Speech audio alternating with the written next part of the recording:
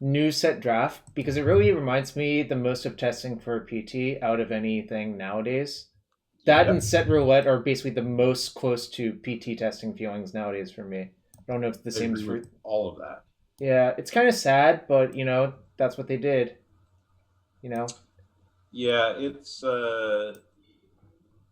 not been great. Some of the formats have felt kind of novel when they've run events recently, but it definitely pulls a lot of stuff out Yep. of everything that was offered before.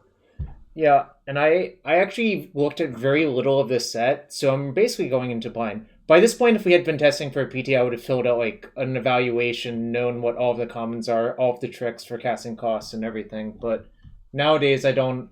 I kind of just like take it easy, and I'll learn stuff as I go. I have listened to a lot of podcasts about it, so I know a lot and I have my own opinions. So I will be talking about things, so that's good. Um, I think that for those of you who have listened to like Lords of Limited, some of their stuff definitely lines up with what I agree with. I have some stronger takes on stuff than I think, like stronger positions than I think they have taken so far. Um, but I think that you'll see a lot of similarities and stuff. But I think the general premise of this format is, um, first of all, the rares are busted. Like, it's not quite Fate Reforged level, but it's like in the same ballpark as like Fate or War of the Spark in terms of how often you're going to first pick a rare. Oh, I Um, remember Fate Reforged. We concluded that. Well, we were at the same team by that point, but we concluded that like 50% of the rows were first picks or something like that, very 80. easily. I went 80. back and yeah, I went Okay. back and redid the math. This is so in that case, the main difference is then there were a lot more rares that were like head and shoulders above everything. Right. Whereas here, there's just a lot of rares that are like, this is as good as the best uncommon. And like the other difference is that a lot of the rares in this set are things that die to removal or are like answerable in some reasonable way. Um, so removal is definitely like high priority at the common level because of this. But then the other aspect of the format is foretell. And I think the thing that people are like missing with foretell and talking about is like tempo plays is that like when you pay 2 and 2, like 2 plus 2 equals 4. Like that's just the baseline issue with foretell right now. Hmm. Is that when you pay 2 mana for Augury Raven and then pay 2 mana later, you've still invested 4 mana. So if your opponent just like plays a 1 or 2 mana trick and kills it, you're behind on that exchange by like a lot. Yep. Um, and you really like the first time is a disaster, and if it happens twice, I think you're just kind of out of the game. Um, so a lot of the like, I want to prioritize a lot of the efficient stuff. I think that like I love run amok. We're not gonna like we'll Yes. get to that later, but Okay. I think Yes. like the 1 mana white trick that +1/+3 is a creature and gives it flying and untaps it. Um, the like there's a 2 mana +2/+0 supernatural stamina kind of thing. Huh. I think that card's really good, especially because you want to maximize your tricks with 2 drops because like if tricks are good, the way you leverage them is by forcing combat. And the way you do that is by playing creatures early and like forcing the Right. initiative attacks and blocks. Right. Um, and there's a 2/2 for 1 and a black that when it dies, if it had 3 or more power, makes a token. So I like that see. interaction where Yeah. you Yeah. just like attack with your 2/2 +2 it, their thing dies, your thing lives, and you get a token. Like that's just a wrap. Um, I think that there's also like um, I'll have to see. I'm excited for both of the white 1 drops. Um, there's a 1/2 first strike flyer for 1, which I think is like fine, but it's just like a piece of utility that you use to leverage stuff. But specifically, there's a 1 mana 2/2 that if it's your second spell of a turn, it's an Iron Shell Beetle. Sorry, it's a 1 mana 1/1. That's an Iron Shell Beetle if you played a second spell this turn. Okay. Well, So it's really just a 1 mana 2/2. yeah. Let's hop into a drafting. Exactly. I was about to say that you could talk forever about that, and we wouldn't really get Yeah. Oh anywhere. wow, it just started. Oh my god, I'm so lucky. This is one of the most valuable cards in the set. I believe it's an unreal card in limited. You I just mean, if you just started, like I said, if you started every pack with the top left card, you're going to be right like 70% of the time. Um, that's I a I believe it's like 20 plus tickets right now as well. It's like somewhere in the 15 to 20 range, I believe. Your evil twin says they thought that they banned Glorybringer Unlimited. Well, this is not Glorybringer. Yeah, I know. This is probably worse, but it's still quite good. Yeah. I'm just like thinking through this pack. Anything else worth noting? If that, I don't really want to say if that was not their thing, because like you just take the rare so often in this format. I do think Fearless Liberator is very quite good. Not as, I don't think it's like insane. I think that effect is always like overrated, but that one specifically, like the window on them answering it is really small. I think the other interesting thing to discuss this pack is I was just making sure my draft log was on because I like to review the tape. I would take the Valkyrie over the Iron Verdict if I was taking a white card. This card seems great. Yeah, I agree. All right. I'm gonna select a monocolor card over that card every time. I see. It's not that good. It's okay. So let's go uncommons. The 1/3 Death Touch is fine. I don't actually mind taking. So I think the reasonable picks are like 1/3 Death Touch, Bind the Monster, Infernal Pet, and the land. I think there's a non-zero argument for Run Amok since our rare is so good. Yeah, I was. This is a goofy card. I think that card's fine. Yeah, I don't think it's insane, but yeah, I'm okay with taking Run Amok because our rare is so busted. Yep, I think that the correct like pick one pack one if you open this with like a dual land in the rare slot would be the Death Toucher. Okay. It's just like really efficient, and there's not a ton of twos in the set. Remember Predator Strike not having this clause on it? That's all I'm just gonna point out. So that 1/4 flyer is nutty. Hold on. The Changeling on the right. I think the two options here, you can either take the White-Red Dwarf or you can take the Mistwalker. You know, like the White-Red Dwarf would just be science. So I think Mistwalker is just like, I think I would take that. So I think that card is like the 5th or 6th best common in the set. Valkyrie Sword is just like way too expensive to make the creature, so I'm not super interested in like a, +1 toughness, +2 power equip on that. It's fine. I'll say one thing about also, this. Shoot, the 4-drop Changeling is also really good too. But I think that might be a little slow, and I'm inclined to take the Mistwalker. Like that card, so it's a 1/4 flying Changeling for 3. It does a ton of stuff, and then it's just like an air elemental at the end of the game. Sure. It's really easy to underestimate how good that ability is on a 1/4, but like if you remember Frostburn Weird, that's just Frostburn Weird. I will say that I saw Justin streaming with Cole the Forge Master and Vintage earlier. Yeah. Which is funny. Easy. It's easy Augury Raven, I would assume. Yeah, I think that's better than another Mistwalker. Yeah. I think that Kaya's Onslaught is also close to the power level. The two white uncommons are close to the power level, but because we have everything, I think I would just take Augury Raven. Nothing. Phantom Monster has like always been good. And this one, I mean, you can play it on turn 3. If you have nothing to do on 2, you foretell it. Turn 3, you play it, and 2/2 flyer for essentially what's echo. It's more echoey than morphy. For people to evaluate this correctly. Remember Uncaged Fury being a common? That was fun. I enjoyed that. I know it's one of your tops. I think that set was kind of just flawless. Don't worry about it. That card's got a lot of text. It doesn't do anything. This is a bad card mostly. This is like fine. I think that Spectral Steel might be the best card in the pack, but I'm fine taking a red card on the previous note of we have an absurd red card, and Spectral Steel is not a bad red. Like it's acceptable. It can deal 3 damage directly to your opponent for what it's worth. Yep, it can also deal 5 to your opponent. Technically, yes. That could actually come up. Yeah, you get a treasure back when you do that too. Yeah. 2 of these. Another. Let me read this card. I think it's bad, but no, it's horrendous. Don't take the green card is really good though, right?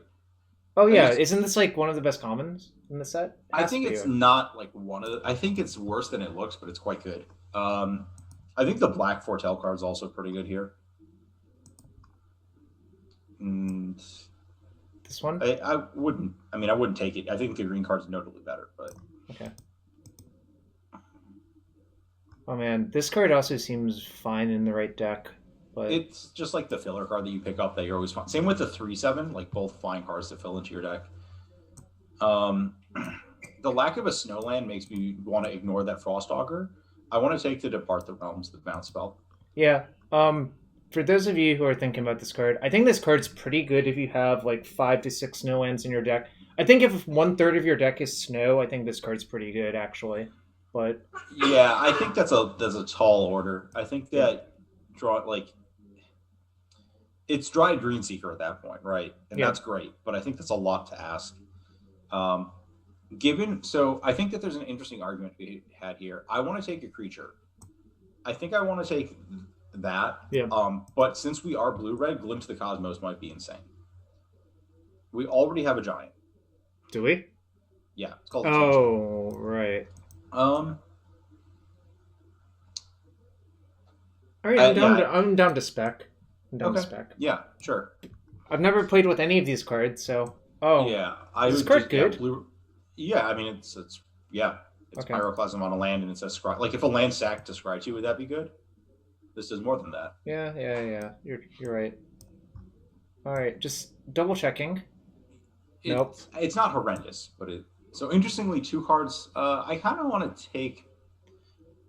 The effigy is guaranteed to make our deck. I don't see. The thing is, I don't trust people to read that card as a 1/3 death touch at this point. So I would just take the artifact. Okay. Because it has a lot of words. It's basically a 2-drop. The wings is the better equipment of these two. Yeah. I would assume so because the Nurok cover sale. A null might be better actually. Yeah, I could see that too. I think that Ravenous Rats is really good, but I don't think people have figured that out yet. 1/3 for sure. That is great. Whoa! It just double clicked. I guess I take this. That's fine. We didn't want. Yeah. Well, I like how it's a coward. I actually think that's funny. Agree. We might play that card. It is a giant. It is a giant. I mean, whatever. It doesn't really matter at this point. Oh, that's probably not going to make our deck. It seems playable, but not better than playable. I would move that. Well, so if we open a good green rare, I'm fine abandoning stuff. Yeah, that's a great white rare, but I don't think we're close to moving in that direction. I would take Frostbite most likely. I'm just reading off the cards real quick. So this is a 5/4 haste. Yep. Sometimes marginal pumping. So you're very anti-rune. I think that you need to be synergying them, otherwise they're basically sit tests and trainings. Okay. You need equipment, and this isn't really an equipment deck. This is a deck that really wants a Frostbite, though. That's true. We don't have many snow permanents, but Shock is still good, right? Yeah, it's just Shock. Shock kills a lot of stuff in this set, if you actually look at the... It's a black-green one. How much is that worth? I don't know. I guess I'll check, but my guess is not that much. It's Darkhaven. Dark Boar Pathway. It is a ticket. Who cares? I think that the best card. So I think this is between the Kill Spell and the Draw 2. Sorry, the Glimpse. And my guess is you're supposed to take the Glimpse. I think there's a lot of the blue removal is reasonable against a lot of the things that you want to squash. The only thing is that Squash is good with a blue-red uncommon if you want to spec on that. But I think Behold is slightly less replaceable. I agree. When I looked at it, it didn't seem like there was that many ways to get card advantage, and this is pretty premium. Yeah, that card's just very good, obviously. That card's quite good, but we don't have Snowlands, and we're not fighting over them. I look at all these Snowlands; they look so faded to me. It kind of drives me nuts. I'm not a huge fan of the... Yeah. Look, this one's also faded in the same way. Well, the good news is I think that's what we're taking this back, though. Yeah. It's just an on-color dual land. Yep. The 3-drop's, fine, but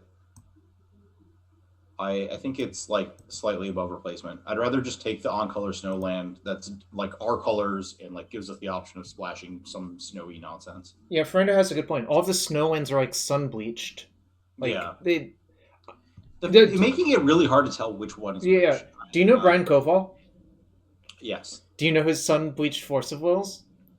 No, I've not seen those. No, he just has a bunch of forcibles, and his like half his opponents ask him if that's real, and he's like, "Yeah, I just put it out in the sun for like a week." Uh, I I don't know, I we can guess. cut this pack, dude. Oh yeah, Thing. So this pack, that equipment's pretty good if we're aggressive in any way. Like it's you pretty just kind of good, just period. I think, but I think it's fine. I'm okay taking it. How much does it cost? 5 to cast the first side. no, it costs. Well, yes, it costs 5. five. Yeah. It Four costs in a 5. red. I think that Behold is close. I'm completely ignoring Raven form. It's not that good. I think if you have one, you'll play it, but yeah, I'm okay taking the hammer just as a thing that has impact. I mean, it's like a 5-mana 5/1 that's going to kill your opponent eventually. sure. I'm gonna pretend it's here, mostly in our deck. Yeah, no, it's we're not casting it at any other point. I keep looking at this card.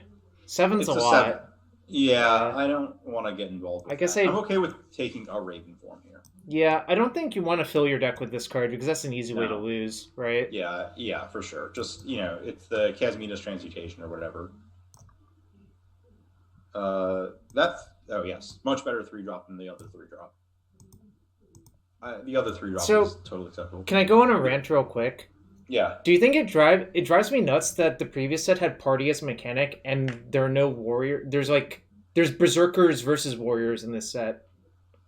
I can't answer any of those questions. Yeah, but you see my point, right? Yeah, I mean, there were soldiers in other sets, so yeah. Yeah. The Snowland is probably the next best card here. It's just Snow Evolving Wilds, basically. I would probably take the Snow Dual Land. It gives us flex to splash something broken if we open it. I think it's slightly better than the Snow Basic. Well, didn't we establish it's not a dual land? Yeah. You would call Evolving Wilds a dual land in most 2-color decks. Yeah, except when it's not. Yeah. We're probably not going to end up playing this freaking Goblin Looter. That card's fine. I don't know. It's fine. It's fine. Swirling Torrent or whatever. We played with it recently. It was in a set. Is this card better than average? I think it's fine. I think this is actually a really tough pick. I kind of want to take the uncommon for science, but I guess we don't have a lot of creatures, and I guess we have a little bit of instant removal. 4-mana 3/3 Scry 3 is a really good rate, isn't it? Yeah, it's a pretty good rate. I'm going to just take it, I think. But I think close. the 2-drop kill spell is also really close. Yeah. Is actually where actually the 2 dwarves is also quite good. Yeah, this is just really loaded. Yep. I'm going to take this one, but obviously I'm not sure. I'm fine taking it for science. I'm really uncertain on this pick with no experience. How aggressive are we? Not that aggressive. Yeah, I don't really want to. Also, this is reprinted? Huh. Interesting. Yeah. You could take the dual land or the Rune of Flight. I don't think we're gonna run amok people, but I guess we could take run amok because it has the highest upside. Yeah. I'd rather spec on that than the other cards. No, I'd rather spec on the run amok than the other cards. Okay. Than a specific color fixer. No, this. I don't think this is actually a card, right? No, it's not. But you can take it in case it turns into one. Yeah. That's acceptable to me. Yeah, we might play it if we get. I think you need 5-ish snowlands for that. Really, probably a little less. It's not the most embarrassing. No, take that 3-drop. That 3-drop is just Whisper Agent. You just scry one. Or surveil one, I guess. Oh, you can turn it yourself. It's Whisper Agent without flash. I see. Yeah, that card's totally acceptable. Here we take a 7. Yeah. I really don't like that +4 pump spell, and I'm glad other people don't either. The thing it traps you into is that when you want to cast a pump spell is usually you get to pay 2 mana to kill something. And the fact that it just always costs 3. You pay 2 and then you pay mana. Yeah, very unlikely we play that card, but my curve got messed up. This deck is fine so far. I mean, yeah. So blue-red doesn't have any dual spell payoffs. Oh. Okay. I'm gonna. This card is bonkers. Yeah. It's also I think you're taking that card. Let me price check. All right, enough to justify price checking as well. What are we actually giving up? A Provoke the Trolls? I think that I'd actually it would be the Behold or the 4/3 on the other splash. But I don't think you can justify passing that card. Also, If you 4 just- tickets, Ari. 4 tickets. Oh, really? Wow, that's cool. I Yeah. mean, if you just get some treasure cards too, it's just. Yeah. We didn't pick the rune. What's our squash count? I wouldn't. I have 0 squashes. Well, no, our giant count for squash. Oh, I don't really want to play this Craven thing. 2 Mistwalkers.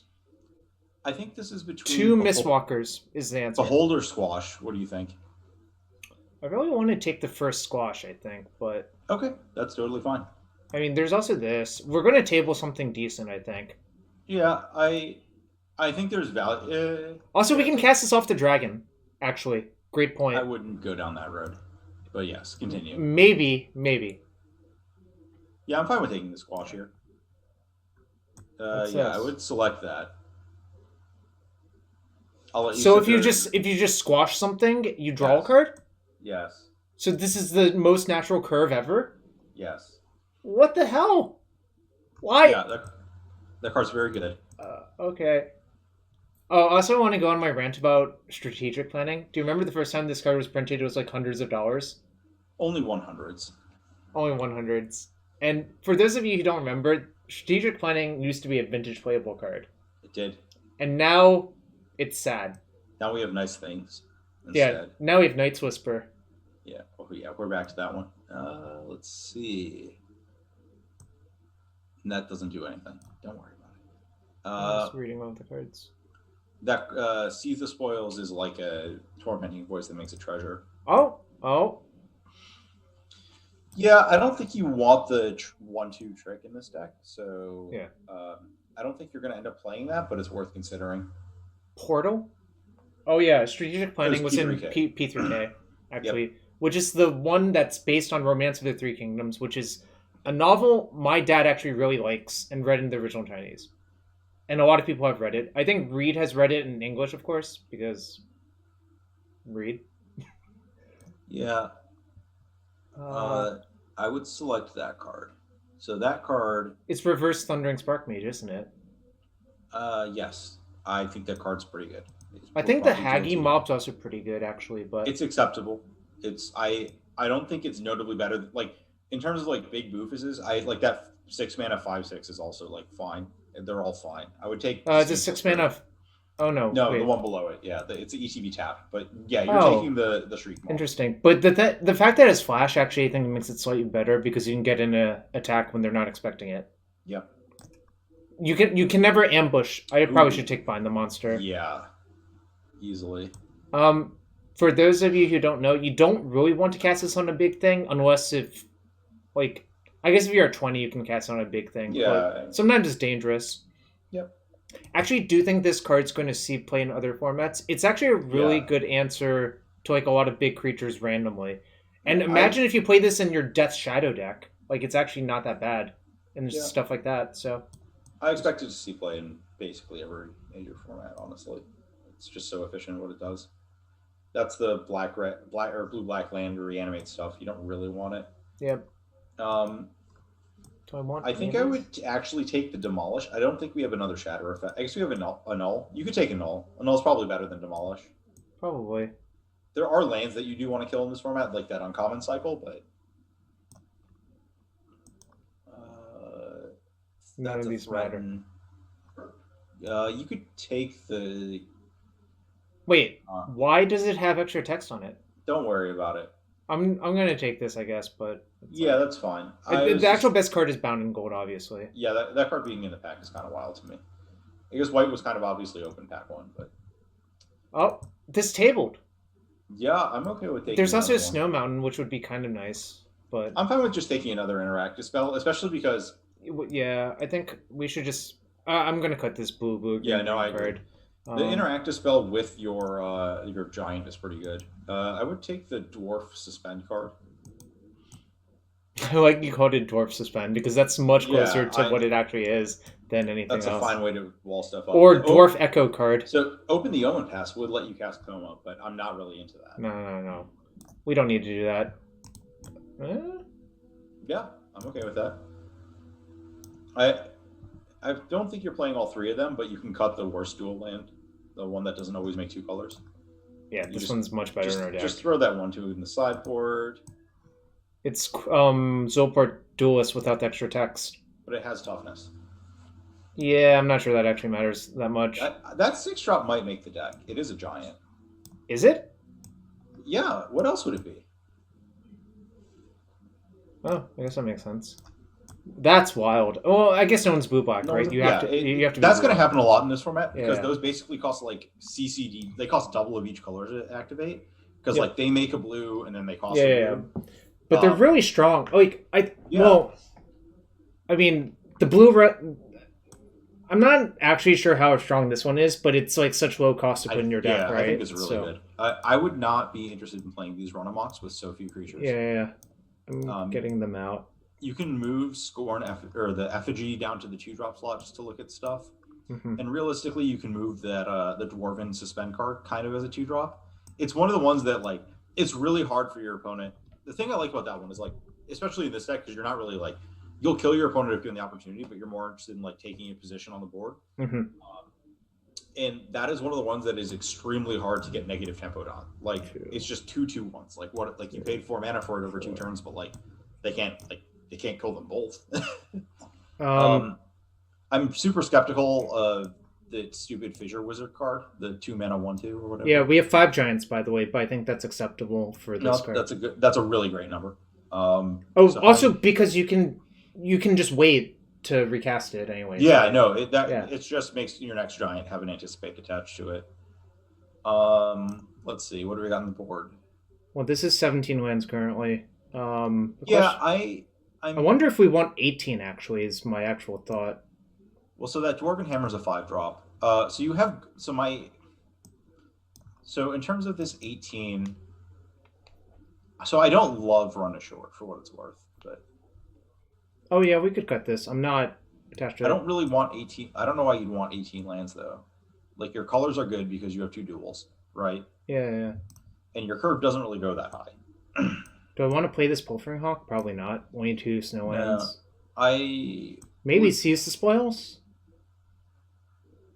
What else we got? Could play the 7-drop giant. I'm not this card looks bad to me, but I would be inclined to not play that card. Yeah. Like Craven Hulk I don't think is very good in our deck because like we're not card. Like well, let me be clear. If we were in a attack deck, this would instantly be in my deck. Right? It would be I'm actually counting the numbers for Dual Strike. 1, like 2, 3, 4. You'd be okay 5, copying 6. Glimpse, Frostbite.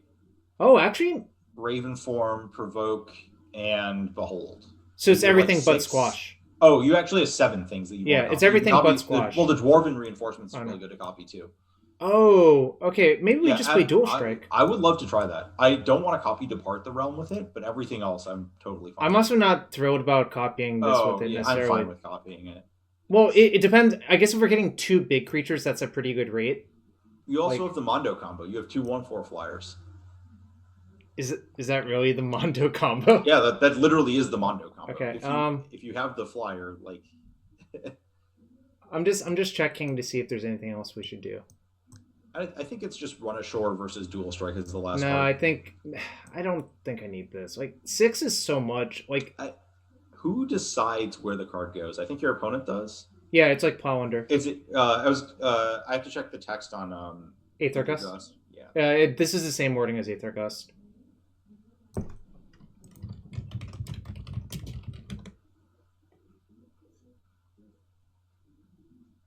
I put in the chat for you, Ari. Oh, okay, cool. I didn't have the chat up. Well, all right. I'm gonna add lands. All right. I think 7/7 makes sense because we have. Wait, actually. All right. I'm gonna use a bathroom, but you decide if I should have another island over a mountain because of how the lands are split.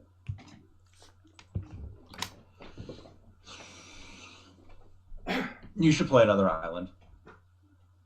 That's like super obvious here. All like specifically because all of the creatures early, basically all the early creatures, like even for reinforcements, you don't need red until turn 4. So you definitely want more islands, and you already have a bonus. Yep. Okay. So that would be 10 blue sources and 9 red sources. Perfect. Yeah, this deck looks pretty good. Currently looking at this vintage coal nonsense that Justin Gennari is firing up with. Well, I guess it only works because there's 4 skull clamps, but I assume that putting skull clamp in a deck is great. Listen, Jarvis left me alone. I don't really know what to say. All right. I can't be trusted. Well, no, you can be trusted, but what was your conclusion? Should I cut a mountain for an island? Yeah, easily. Okay. Look at your early drops, and just look at the part where the dwarf card doesn't require red until 4. Like you just don't need red until turn 4. And also, this works out to be 10 blue sources, 9 red sources, or no, 11 or no 10, 9. Yep. So our mana's great. That's why we shouldn't play the Shimmer Drift Bale either. If we had more snow payoffs, I might play it anyways, but we don't. This deck is literally just a blue-red control deck, right? Essentially. Yeah, it's sure for whatever definition of control you're Well, blue-red not attack deck is how I describe it. Is that fair? I think you're going to be attacking more than you think. But you are certainly interested in blocking. Yeah, blocking's great. If we were actually interested in only attacking, this Craven Giant would be in my deck so fast with the pair of dual run amucks, right? Yeah. Craven Giant run amok, I think it's going to kill a lot of people. That's just so much damage, right? 7? Yeah, that's probably like 7's fine. A lot. I don't think Craven Giant is like especially great. I think that but it's playable. If you need a 4/4 for 4 that is good at attacking, well, we got a card for you, right? Yeah, I just am not especially interested in 4 because then you're just fighting on like the wrong turn. Well, what's the right turn to fight on? You think 2? I see. You just want 2s. You want it. Yeah. You see, if you play a 2-drop and then a 3-drop, you can play Run Amok and a 2-drop on turn 4. I do think that the 2/3 Scarecrow is being underrated. It's like Shambling Ghoul, right? Like how good was Shambling Ghoul? And if you didn't want to attack with Shambling Ghoul on turn 3, this is basically the same card. I'm trying to remember what set Shambling Ghoul is in. That's what it was reprinted. Actually, it was in multiple sets, I believe. It's in Magic Origins. Let's see what else. Was it only Origins? I'm checking. I think it might only. That's why I didn't remember it being a reprint, but it's in Battle Bond as well. But that doesn't really count because that was never like. Well, I won't say it was never a limited format, but you need to type card before that. Oh no! And by the way, thanks for everyone being here. Ari and I are hanging out on this Thursday, and we're doing our first draft ever of this format. I don't know how many I'll end up doing, but I'm kind of more excited about this set than I was Zendikar Rising, personally. I agree. I don't love that every single freaking card has 8 million. Oh, yeah. The average lines of text on a card in this format, it's so... There's so many lines. I'm just reading a book. It's like Questing Beast all over again. Yeah, there's a lot. The good news is it's not like as disjointed as Questing Beast, but there's just a lot of words. But I mean, when Jacob pointed out that like lines of text to describe that you need to spend the right color on snow mana to get the counter for that one card, I'm just like, I'm okay. Yeah, I mean, it had to be worded that way, but it also sucks that it's worded that way. It's like Boreal Outrider, right? That's a card? Yeah, it's 2 and a green for a 3/2 snow elf. And whenever you play a creature, if you paid snow of one of that creature's colors to cast it, it gets +1 counter. Yeah, I put it in the chat just so people can read it because it's really, it's just too much. Someone subbed. Oh, lots of Lava Lamps subbed. I guess we'll open a chest real quick for them because nice. That's what happens on this stream. But there's also there's a joint thing. Oh, I remember this card. This was not very good, I think. 12 is so much. But what I was about to say is there is actually a channel point challenge you can contribute your points to. If it gets fulfilled, the next stream, I will open all of my chests. So there's still like 26 days on it or whatever. And I'll start a prediction so people can gamble and maybe... will I win this match? Shoot, I didn't start it before I opened my hand that has this dragon in it. We should have... Yeah. This hand's actually, like, very easy to lose with, but you have the dragon, so I think you're priced into keeping. Yeah, I know, but... Actually, if we hit on land, we can maybe set this up on 5 as well. And our opponent went to 6, so... 5? The dragon costs 5, Jarvis. Your entire hand costs 5. I think that dual cast might be better than people are saying it is. It's so much easier to snipe in 1 mana and like set it up for an actual thing. I like how you called it dual cast, because that's the original card, yeah. No, it's fork, then well no the one that cast. No, dual cast is the one that's in a recent core set that does what that does. Ooh. That's actually great. I think I'm supposed to play a mountain still, but kind of doesn't really matter. I was trying to remember if I had a blue card in my deck. I don't think I do. You don't. I don't think there's really blue cards in the set. Ooh, that is nice. Okay. So I'm just thinking through which... Oh, well, then I would just play that card. And then... Wow. Next turn, you get to double foretell, and then the following turn, you'll have 5 mana that can't cast the dragon, and then you just get to, like, do whatever you want. You could copy your Behold, you could copy your Provoke the Trolls. You have free reign. That card, like, just seeing it cast once, I think that card's really good. This card? Voldaean Arcanist, yeah. Voldaean Arcanist? Or whatever it is, yeah. You're talking about... Oh, I could do that one, too. The question is, which cards you want to foretell, really? I think that the Raven is a lower priority than just, like... Just gassing up? Let me just think through some card counts. So you play your land, you go to 6... You tuck 2 cards. You go to 4. You draw a card to 5. So you'll actually have to discard if you Behold next turn. So I think I might just suspend both of these. We're sorry, foretell both of these. God damn it, we're never gonna get rid of that, are we?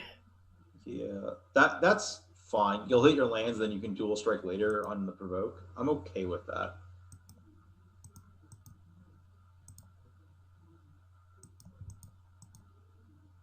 Wait, I have to hover over it myself?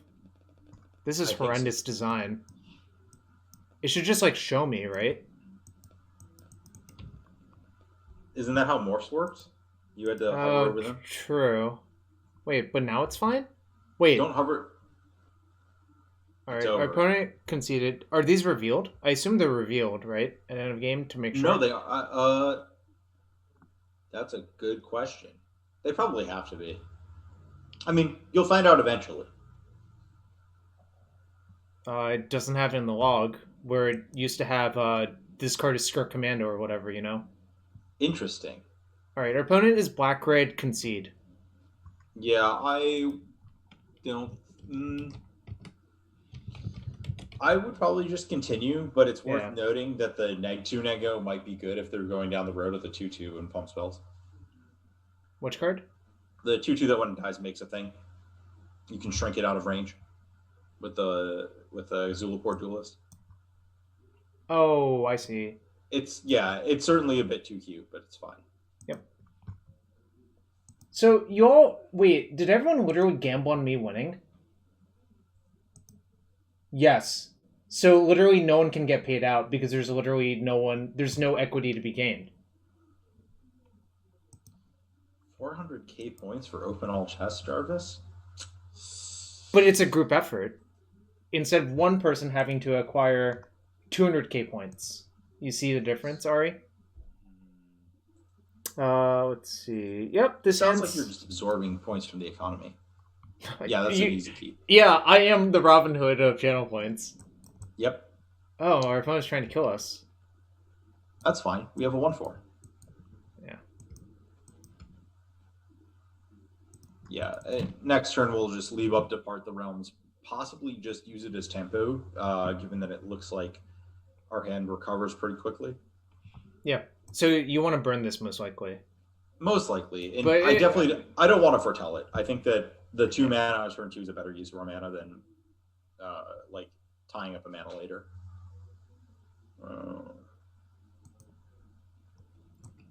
So I don't know what paper is, but if there was paper, these would be the little tokens we would put on top of our cards.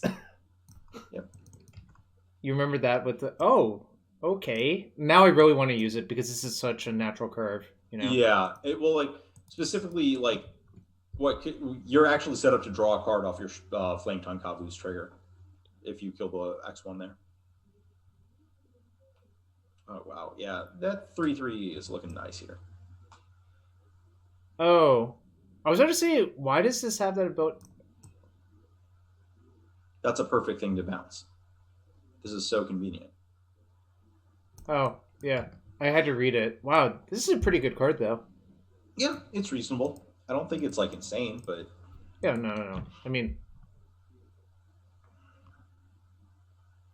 Flying Death Touch Haste. What a set of abilities to put together. I think that's been printed or similarly before. I'll have to look it up. So the options just play are your giant. Well, they're both giant. Sorry. The good one, because the upside is so high. Yeah, I know. I just wanted to give you shit. Yeah, and they haven't really done anything. I mean, I could have played that to scry for a land. Actually, I was thinking about that, but I think that's just like not. That's worse than just playing this. I think most of the time. Yeah, I agree. Wait, they didn't just replay their 4-mana 2/3 fire? I don't know. I haven't figured it out, and I'm not declaring a block.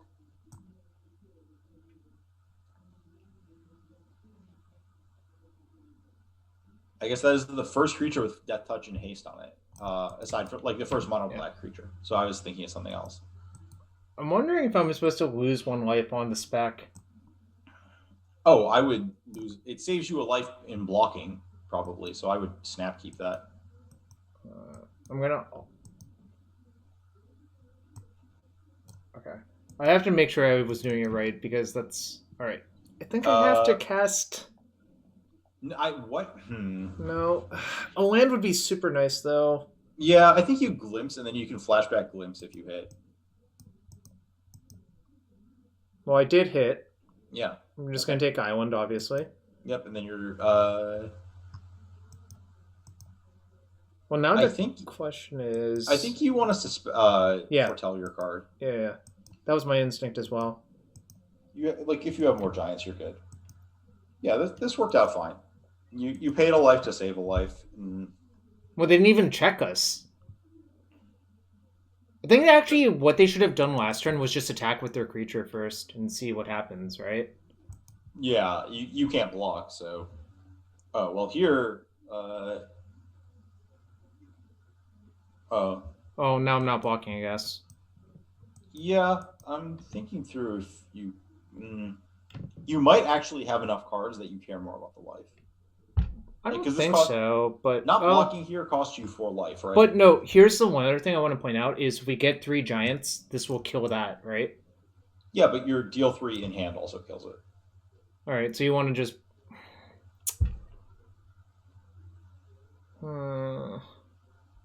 feels bad, man. What do you want to do instead, then? Like, you want to keep that and then... So, okay, I guess... Alright, let's just talk it out. You know what? I'm okay. So, it costs... Basically, like... So, you draw a card by keeping that, right? That's the best case scenario. Yeah, but we don't need the card because we're going to just kill other stuff. I was about to say that if we just block here... life to draw a card. Next turn, I can just play this to kill that. And then the turn afterwards, I can play that to kill that. Assuming nothing better arises. And we'll always have an option to do this with a bunch of giants. Yeah, so I think that paying 4 life to draw a card is not value, especially when we have Glimmer of Genius under the freaking Foretell card over there. Yeah, cards are not our limitation. Not dying is our limitation. Ooh, this is kind of interesting. Well, I think I should just cast this turn still. Yeah, that's totally fine. Yeah. I don't think it gets better. You do get to double up. Yeah, this is fine. You're just going to cast double up and cast Behold, and then the game's going to end because you drew 80,000 cards. You mean we built our own Tidings? We built our own weird 4C, actually. Draws 4. Like, I can't imagine losing if you just don't die and assemble the combo. Okay. Wait, our opponent played a land first? That means they have another land in hand, probably? No, wait, what? Don't worry about it. Wait, what? Don't worry about it. Worth noting, if you actually have Village Rights plus that and you're planning to do that, you can sack with the discard trigger on the stack and draw the cards first and loot those away. Oh, that's cute. Yeah. I have not seen that, but now that you say it, it obviously makes sense. If I could have blocked, I would have blocked here 100% of the time for anyone. Yeah, but you would literally trade your cards for any other card at this point of the game.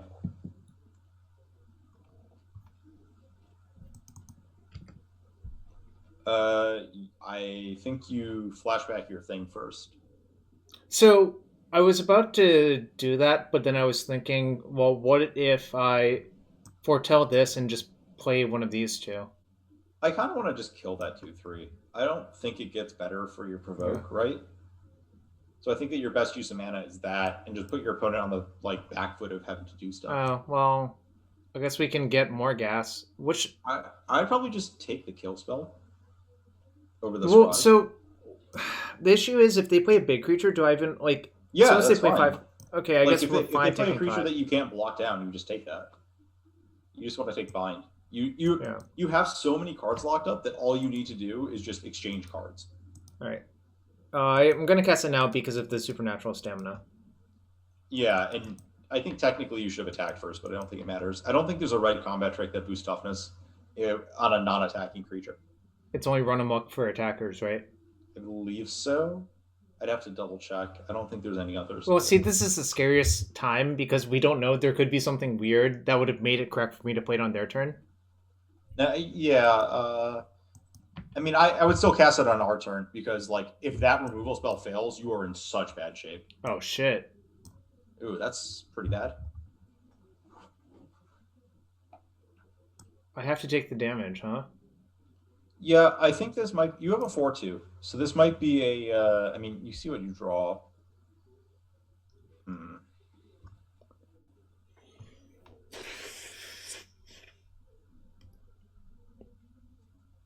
I think you have to play a creature this turn. Yeah. I think I should play the 3/2, probably. I think it's play the 3/2 and leave up your card draw spell so that if you end up in a desperate spot, you can try and bail yourself out. And hopefully they let me block. Just straight up block. I mean, they shouldn't, but... Do you want to... I was debating targeting our opponent. I don't think so. I think that we have... Yeah, this is the problem. Is, do we actually... we don't know if we want that card or not, really. We just have... we want lands, we want spells. I think you target them because it's easier to lock them out of stuff. Anyways. Okay, that's fair. But this being the case, I think I'm going to bottom this. It goes to graveyard, but yes. Well, yeah. But... This is kind of precarious now. Yeah, I mean... Because I'm not really allowed to cast that on that, ever. Because being at 1 is just, Yeah, no, I would not. Also, I think they probably drew Swamp. I guess I can't make that read, actually, because... No, I can, because they discarded Raven Wings. They played a different land. They could have had it... they could have Village Rights in 2 lands or something. Oh, sure.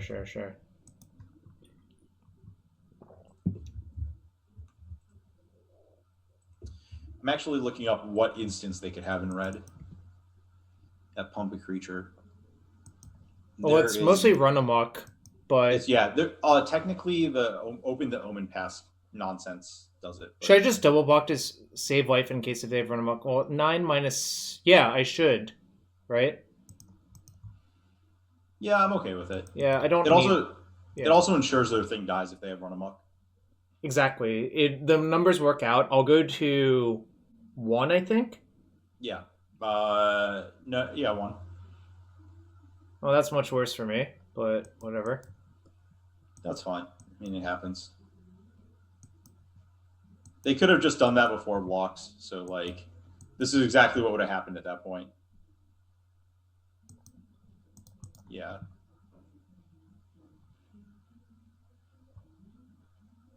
So this makes a 5/1? It does. I would keep both cards. Yeah. The 5/1 can't block that. But you can double shock their thing and kill it. Don't I need a third red? No, you foretell Oh, that, and then on their turn, yeah. No, but isn't the shock a sorcery? Is it? I thought the shock was an instant. Shit. It is an instant. It's on my Surge of Instants. Okay, I see. Oh, I see. All right. So yeah. Does that change anything? don't think so. You now main phase it, and you get to play your 1/4. So play the dual strike, and then play the frostbite. All right.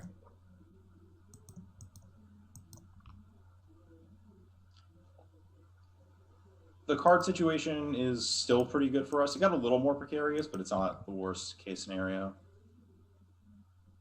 I mean, if we have time, we just have a 5/6 and a 1.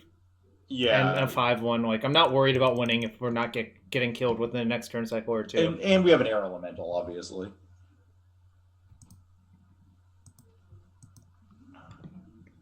I mean, that was a 2 for 2 as well. That drew a card, so no. Oh, sure. Okay, that's fine. That's absolutely fine. That a 2/2? Yeah, that's a little bit scary. Should I bind that to just like make sure I don't get hasted out? I would use our land on that, if anything, right? We have Pyroclasm land. I don't think there's. My thing is I don't think there's a 6 that really punishes us. I'm just thinking I would cash that in. I think you want to cash in Pyroclasm land on that. All right. You also get to scry 2, so it's just good.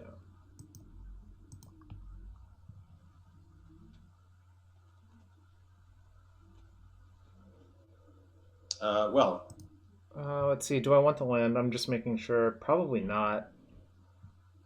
No, because you have 4 mana after the dragon next turn. Yep. Well, so the real question, let's see, they're at 16. If I played the 4/4, I hit them to 12. So if I played the 6/6 first, or the 5/6 first.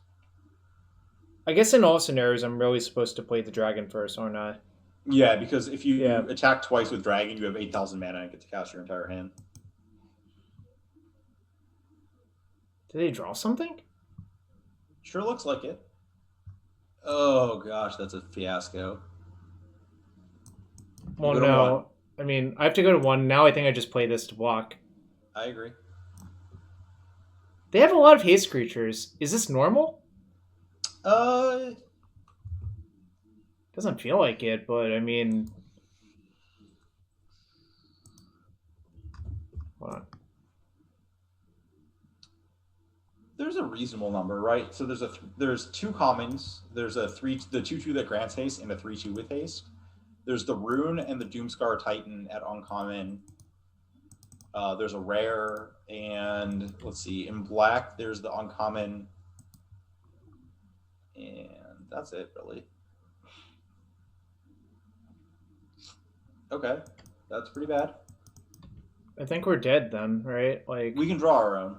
Yeah, I feel like... I mean, you have to trade, so that is what it is. They never drew a land.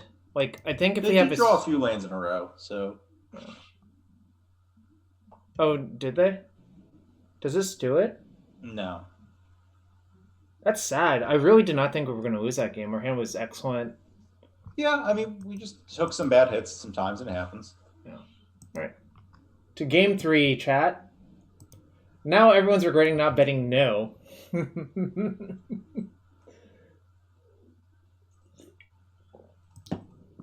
Man, that was... I don't think... No, you think using the Pyroclasm... I actually... We would have died. Like, if we didn't use the Pyroclasm, it was just over. Yeah, I don't know. I think maybe playing the Pyroclasm wins better. Do I want this? Not really. Do I want this? No, I don't want to trade bad cards for my opponent's cards. I would submit this. Is Ravenform that good versus them? Using the Pyroclasm... So, yeah, I mean, if we don't use the... Like, they played a 5-power haste creature. We just die on the spot. Like, you just take 7 and the game would be over if you got on board. Our thing on board came into play tapped, right? Or unless you wanted to play like the 5/1 hammer that turn, I guess. I'm not huge on that. All right, I'll just submit and assume that we'll beat them with our superior card quality. Mm-hmm. But yeah, that was my issue with Bind the Monster. It looked so awful that entire game, but it really did. Yeah, that is significantly worse than I expected it to be. I do think a lot of that had to do with the fact that they just played like 11 power face over the course of that game. I would keep this. Yeah, it's. I mean, if I draw an island, it's like decent, but if I don't draw an island, it obviously is not the best. Well, I have good news for you. You have 10, and you have 10 outs and 8 outs. We can consult the hypergeometric calculator. Oh man, Pyroclasm land's really good versus them, actually.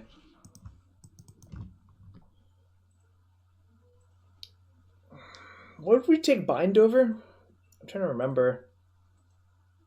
You have the log. Yeah, but I would have to pull it up.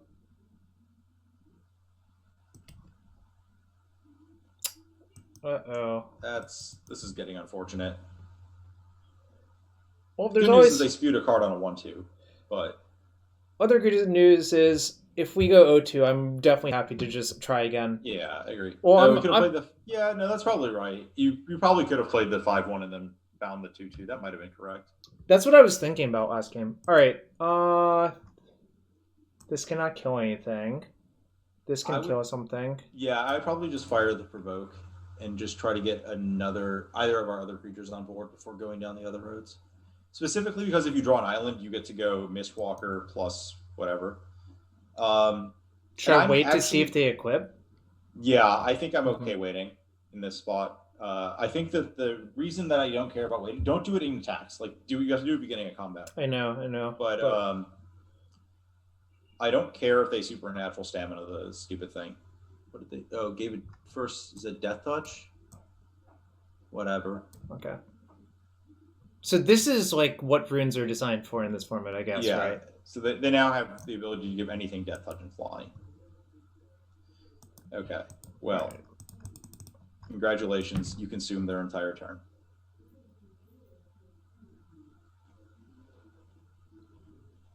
You're in, like, decent shape here, actually.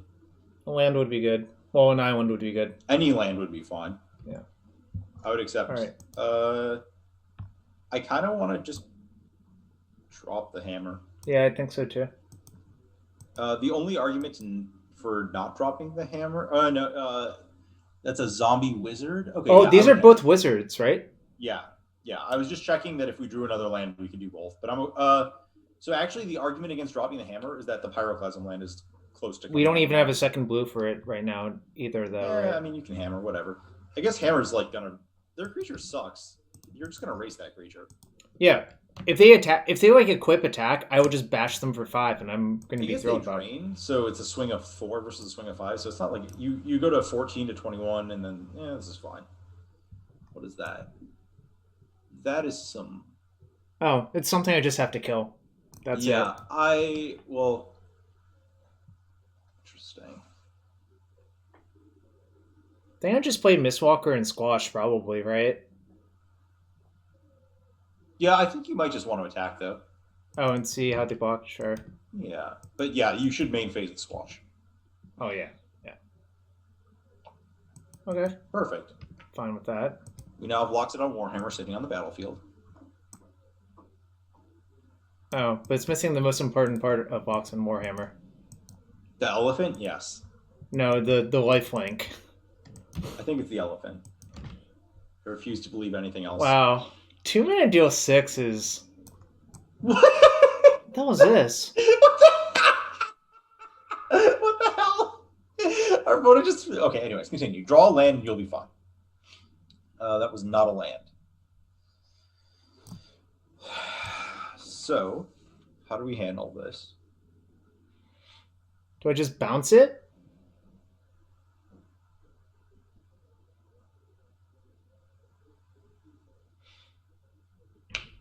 I think if you're... let me think this through.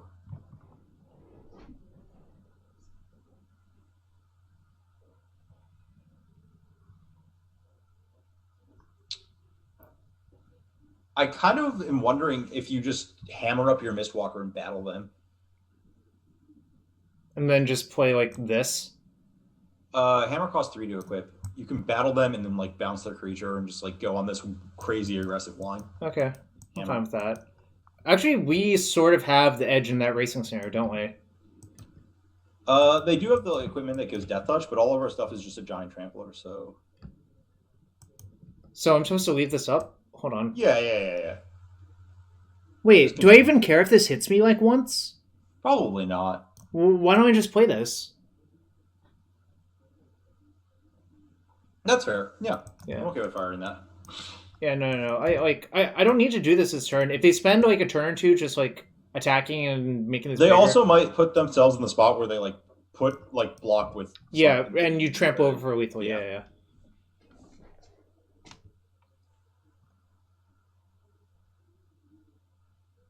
Okay. So I see. So it's a 5-power creature they're trying to race with. Yeah. And then you have 3 wizards, so you can kill their blocker and just battle their face. That was good too, actually. That's really good. I think I should just kill that and bounce that when they go to attack with it, right? Or is there? I mean, you should kill their 3/3 and then attack them for 5 and then see what happens on their turn. You can also bounce the 4/2 giant and recast it or something that's relevant. I doubt it is, but you could. They're all wizards, right? Yeah. I think some people are higher on that card than they should be, but it's pretty good. Where's my party counter? I wanted to tell me that I have 2 creatures in my party. Yeah, your goal is to... They're at 8. Yeah. This is you're gonna tank this hit for 6, and then this hammer I think is quite good. It's looked good this game with their crown.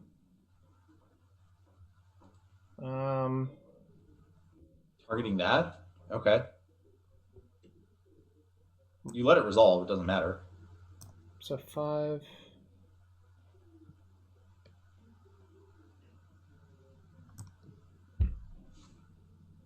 Okay. Yeah. So chapter 1 does nothing because they're not sacking that. Yeah.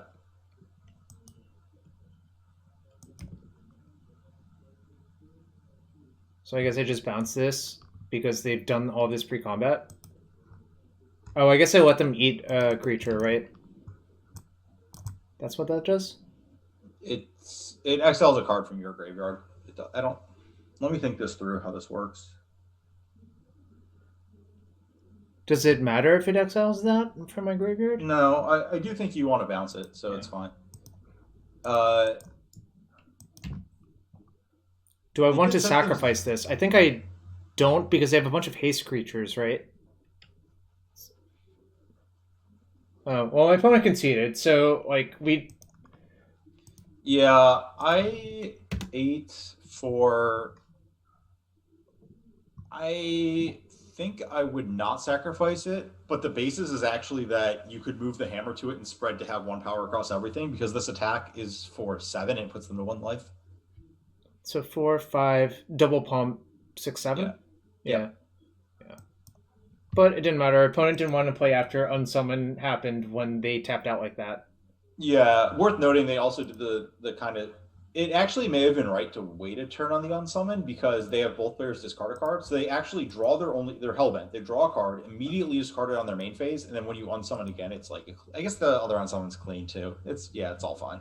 All right, I'm mulliganing my hand. It's very disappointing, but yeah. I would keep this. Bottom island, I guess. Yeah. Sounds like decent, though. So. Yeah. Snow-covered plains, eh? That's not the snow-covered land you want in this format. Snow-covered forest, island, or swamp? Well, there's just no white cards that care about snow except for like 1 tutor rare.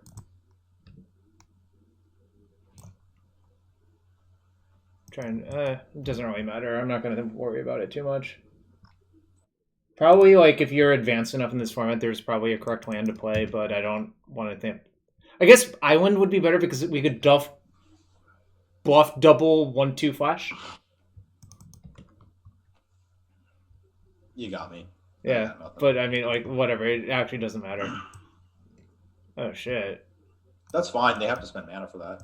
Oh, true. It's not Territorial Hammer Skull. No, exceptionally not Hammer Skull. I think I just play this, yeah. Agree. Because, well, specifically because you're, if you Basalt next turn, it lines up. Yeah, I get it. If they want to attack, they have to tap this, unless if they have a trick. If they have a trick, I'd probably... Well, what happens if they attack and don't tap? So the tricks that they could have, there's a Ranger's Guile that puts a +1/+1 counter instead of just giving, like, it's a green for a +1/+1, and okay, so they're tapping. There's that. There's 3 mana +4/+4, which you'd be fine with. The trick that you wouldn't want them to have is there's a +1/+3 in flying. You should kill their 2/2. Yep. That's a given. Hold on, I had to pay out the channel point gambling. Someone pointed out I did not pay it out. Remember, our opponent conceded suddenly, so... Yeah. But actually, it wasn't that sudden. I think whatever. You're just supposed to battle them. Just attack? No, hold up. Isn't +1/+3 untap a disaster? Except they had it. If they had it, they would cast it. They don't have it. Yeah. And the other thing is that if they have the deal 5, they could just do it anyways with tapping your creature with the boast ability. And I'm fine trading 3 for 2 when they pay 2 mana to do it. Why not kill the 2/1 and draw a card? Because it's a 2/3. Good answer. Yeah. I don't know. There's not... No, it's the first day of a set. No one knows what anything does on either side of any battlefield. Kavu Climber costs 3 and a green nowadays. Mm-hmm. Power creep. I think I'm just gonna hammer, right? I think you want to attack with this 4/2. Yeah, because they can't. If they trade with it, you draw a card, right? What the? What? Why? If they double block, I just assign all of it to one creature as well. Yeah. Are you saying that that's excessive, Jarvis? Yes, it is excessive. Why? Why? Chat, why? I just read it. I didn't... Okay, now I actually understand. Maybe. It's debatable if I understand or not. Man. This is a good spot. Worth noting with Trample and that, like, if you... I think you have to assign... Yeah, you have to assign more than... Yeah. And you're thinking exactly... It's not all, it's just one more, but yeah. 6... Honey Mammoth is back, huh? Wait, isn't this just, like, good for me if they do this? I just block and it's only giants. I would still block. Like, I'm fine trading off that and just, like, getting our equipment done, right? Oh, giant wizard or spell you control. I see. Yeah, I'm totally fine with that exchange, though, because... I think what I'm supposed to do is suspend this one, equip to here, and say play my land, say go. And then they can't attack the 2/3. Yeah, or I could suspend Behold the Multiverse. That might be better, actually. I think you want to do the Augury Raven, because then you can produce just more idiots on the battlefield next turn. Sure. Yeah, this is fine. I will happily trade my 7/2 for your 6/6. Look, it's suspend! I don't know what you want to tell me. It's Echo. It's Echo. Suspend, Echo, whatever. I'm going to call it suspend. No one's going to convince me otherwise. So I just have... I'm priced into calling them now, I think. Right? I think you are. I don't think you have any other option. Wow. Okay.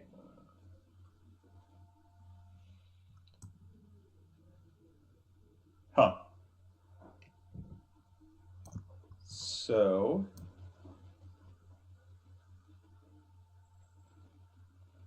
I want to play Glimpse the Cosmos and probably this Augury Raven and say go.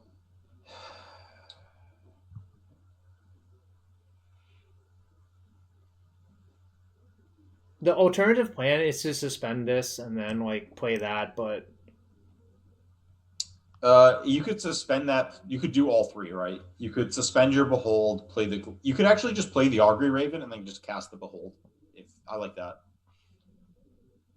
Oh, yeah, that's better. That's definitely better. Yeah. It's definitely not Morph. Morph puts creatures onto the battlefield. Yeah, you can't block with a Foretell card. Yeah, you can also not choose to not block their Morph and get blown up by Skirt Commando. I'm trying to think if there's anything they could do that just wrecks you here. I don't know the creature types, so I don't. Anything could happen. Oh, that's fine. Okay, that's less. No, that's less than fine. Well, I mean, oh shit. Actually, it is not fine. But maybe we'll just find a bunch of stuff. You could find the. That's a good target for bind the monster. Is this Mistwalker good? It doesn't look good. I'm gonna just ship both, I think. The Mistwalker... This land's like especially bad, I think, because it doesn't do anything. I'm okay shipping both. I don't think... Yeah. I was just thinking it through. Oh. Well... That ended fine. I'm just counting. 1, 2, 3, 4, 5, 6, 7. So this is 4... Or this is 3 if I want to do both.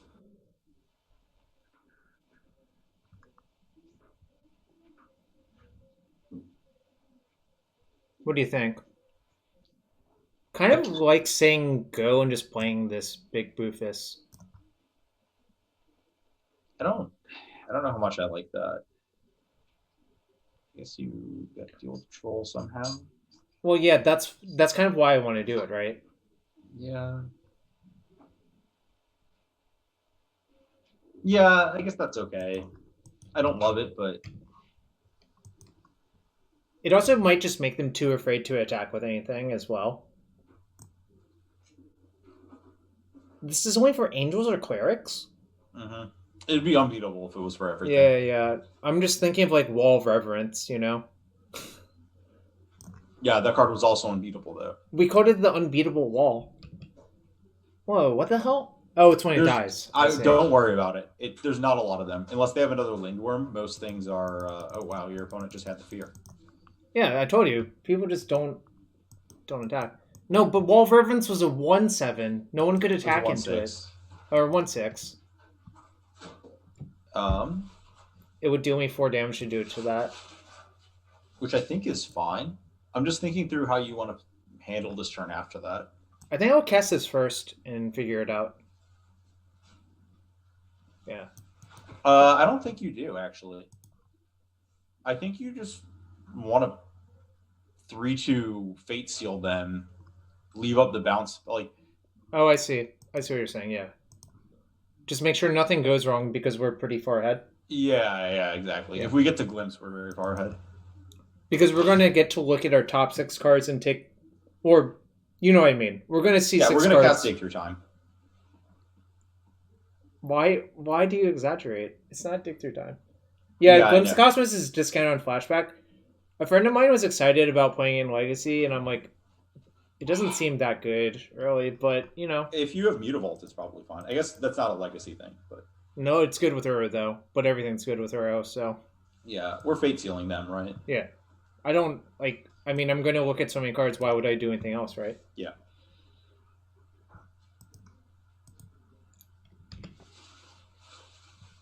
I would not allow them to have that card. I agree. No. Honorog was probably playing when I was asleep. It was probably like 3 in the morning. What is this? It just puts counters on 2 creatures. That's just a Pegasus. I was just making sure it didn't like do something with that, and it didn't, so yep. We're all good here.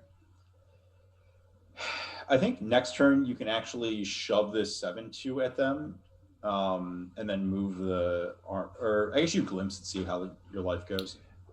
P Mega, that was a known bug. Glittering Frost doesn't work very well if you tap it manually in Arena. Yeah, don't do that on Arena. If you like auto pay, I think it works fine, right? I have no idea. But yeah, we're playing Boomer Magic here, P Mega though.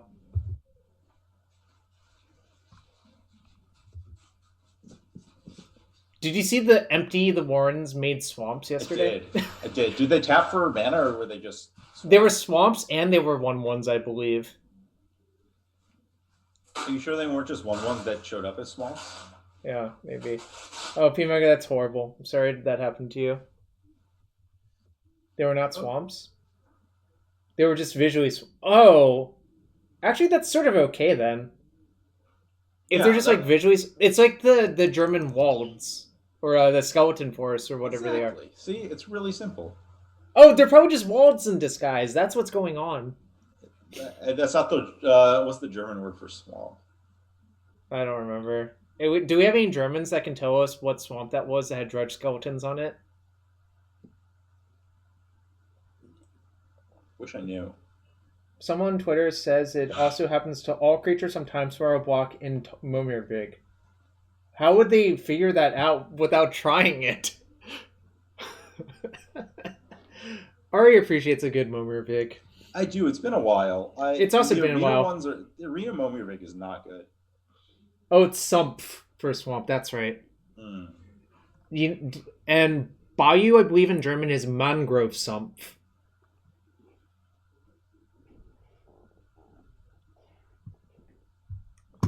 Oh, wait. Thanks for everyone being here. Ari and I are hanging out. We're just having a good old time. And if you want to support the stream, you can follow. If you have a Twitch Prime sub, well, use it somewhere. But using it here would be great. Momirvig was discontinued? It's bugged right now. They closed down the queue. Oh, that's sad. Is our opponent playing this game? They are. We're at 4. I mean, like... They were playing. They haven't taken a game action. There we go. Okay. I think I just saved this, obviously. Yeah. You can eat the token, the +1/+1 counter on something. Yep, this is fine. We're going to look at 6 cards this turn. I'm going to take this removal spell. Yeah, that's a really good one. And then I'm going to cast it from my graveyard for a single blue, because why not? Yeah. Wait, can I dual strike that? No, but I can dual strike my unsummon just in case. You might want Inga. Oh, just to make sure I don't float out? Yeah, I don't know. Is that better than... I'm not sure. Actually, it might be, I think. You have a dual strike, though? We still have, like, a bunch of... We'd be, waiting to draw into something. Yeah, I'm going to take Inga, actually. I mean, remember, this does not work. What's the text on Inga? When 3 or more creatures die this turn. No, when she dies. I don't want... I guess she is a body with a hammer, which is probably just crushing. So, yeah, that's fine. I'm going to just play this. Yeah, I'm okay only having 1 trick up, I think. Do I need to attack yet? I don't think there's a 6 toughness angel. There's a big booty ox, but that's it. Well, so I don't think you're in danger of, like, getting cleric. Plus, you can always squash the angel and take out the pump. Sure, all right. Wait, are you attacking? I asked you if I should attack. Oh, I thought we weren't attacking. Oh, okay. Well, this is fine too. I don't really fine. Care. Like, oh, this is actually a little bit dangerous, but is it? We saw squash up. 2 gifted subs from Unsung Hero 18 to Langlands, which is actually a famous mathematician, if you didn't know that, and Adam Wasmo. And yeah, I'm going to assign 6 or 5 damage to the Rootless U. Yep, and then 1 to them, or 2 to them. I am not Rootless, but that is a Rootless U. There we go. I feel like, by the way, that thing, I think it will be really easy to mess up on Arena, so be careful about that shit. Oh, the trample? Yes. Yeah, like the having to overassign because you want to draw a card from your A-Guard, the Freezing Flame. This card? Wait, what the hell? That's fine. Oh, it's not even that bad for me. I mean, it's like 6/5 trample. It's kind of bad. You'll draw a card if you squash it, and then you'll draw a card when you squash it. Yeah, somehow that's not terrifying. Yeah. Yeah, the Langlands program. Oh, and if they attack with the 6/6, you can just double block it. Mm-hmm. Why is Ari squished? Because that's how Zoom presents the camera. It's actually Zoom, not anything else. Wait, maybe it is squished. Hold on. It's a little squished. 1 sec. Let me see if I can remedy it real quick. Let me see if I can find Ari. Hold on. Maybe that one's better. That one's better.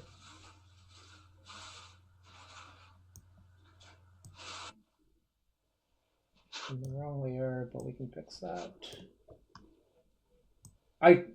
Lyserg, I actually literally kept the proportions. It's probably just that it was in a different spot this time.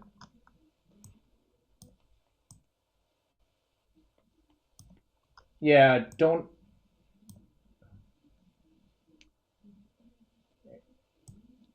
No. Is this game 1? Yes. Okay.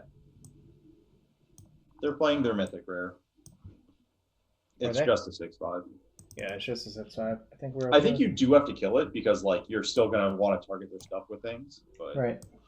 I think do you want to EOT that? Let me see if they attack.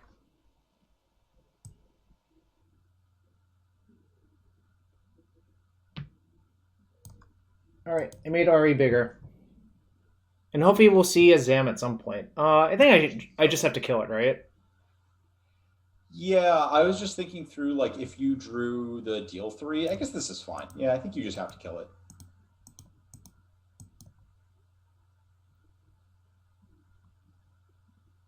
If they draw +1/+3, it's pretty bad, but whatever. I mean, if they had +1/+3, you were dead to it regardless, right? That's not great either. I mean, yeah, whatever. That happens.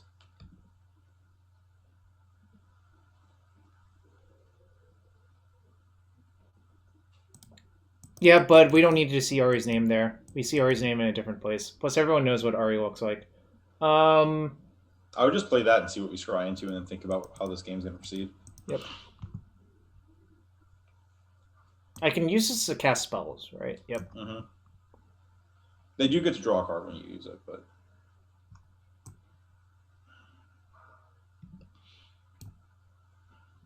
think I should bottom 2 islands and keep the... Do I want this?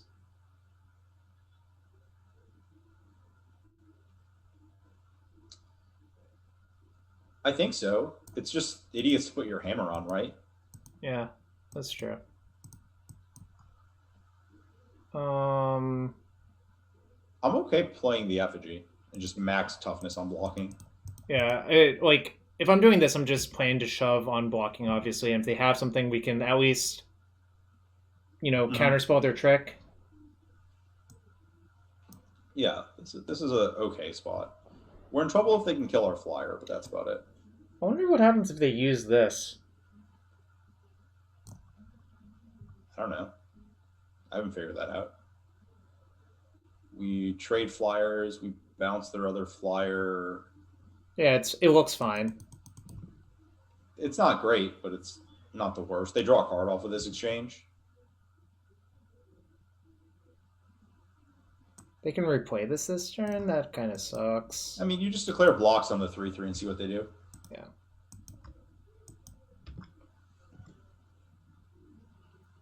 Yeah, I think you have to bounce their thing, and right?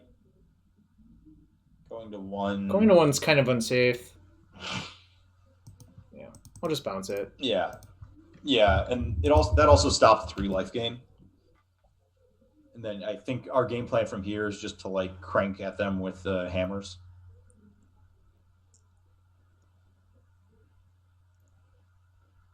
Letting them tutor up the Battle Mammoth turned out not to be very good for us, unfortunately. If you actually look at the number of things that can find, like they need a rare, like another Lindworm was beatable, so whatever. So I just put this on my on this, I guess. Put it on the 3/2, right? Well, if you put it, you want the Inga on blocks because you can like set up blocks where a bunch of stuff dies. Right. And draw like 1,000 cards. I'm just gonna cast this, obviously. Yeah. Well, attack first, but attack with this. Yeah. Yeah. I guess I'll see if they want to block. I don't. I mean, you don't win this game by sitting around against their flyer. True. Right? True.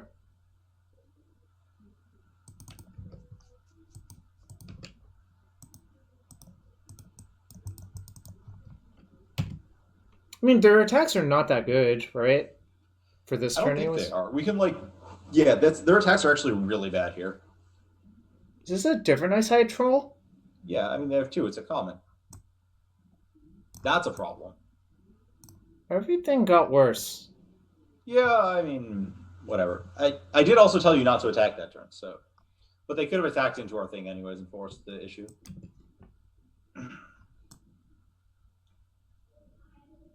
Do we have 3 snow permanents? No. 1, 2. I was looking at our card. I don't know. I didn't know if any of our creatures were. Looks like the answer is no. Can't really use this very well, unfortunately. Yeah. I think we have to attack, right? Hold up. Do we want to just move the hammer over to the big creature? I don't think so. I don't think this is the right turn to shove with the big thing. I think you want to shove with the little thing, then move the hammer somewhere. Does that sound correct to you? Put them to 10 or whatever. Okay, well, hold on. I was fixing one thing. What's your plan? I just want to attack with the creature that has the hammer and then move it after combat. Okay. Yeah, we're on a 2-turn clock now, right? So we have to make things happen. Yeah.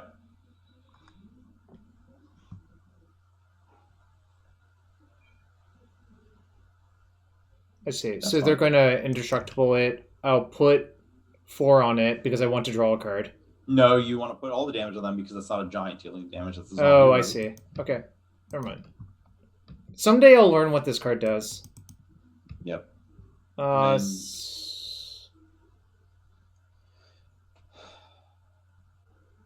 Probably put it on the 3/3 or the 2/3. I think it's a 3/3 because of this.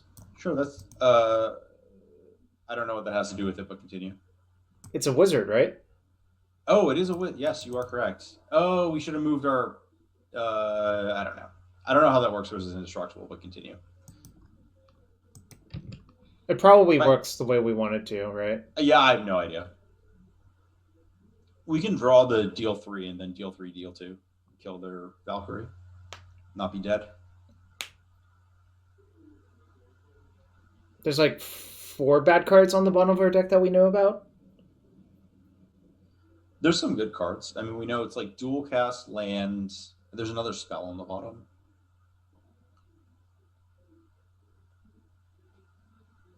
Yeah, it's a bear. They get a snow land.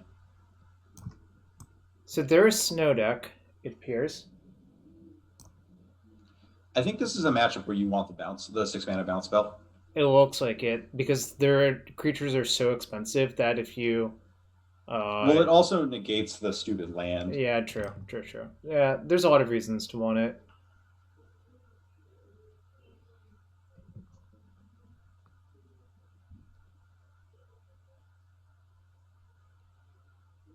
My assumption is you should only attack with this one here, right? Because if you attack with this one, I get to draw a card. Wait, is the lifelink until end of turn? Sure. It is. Yep. I couldn't remember if it put lifelink counters on things because Ikoria. That's all I'll say. Yeah, you only have 12 minutes on your clock after game 1, so you might want to concede this game and continue. I guess you could attack with the Rune Eyes. Yep. And maybe something else. I don't know. No, if they take, then I'll concede.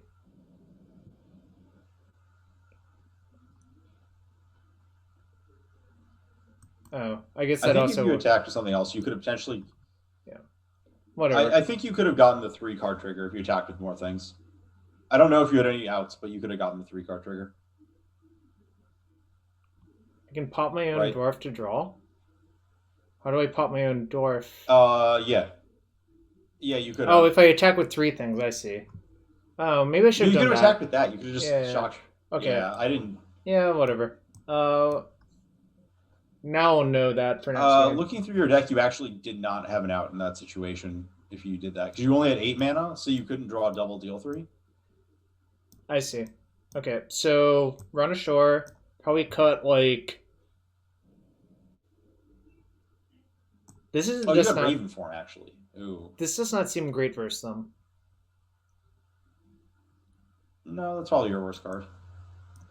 Yeah, you had Raven form, so I guess you had one out that you could have hit. Is this good versus them? That's unfortunate that we missed that. I don't think so. No, we can't really sneak in enough damage. All right.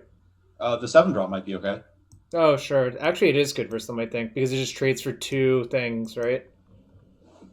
I should cut like some other medium creature, probably.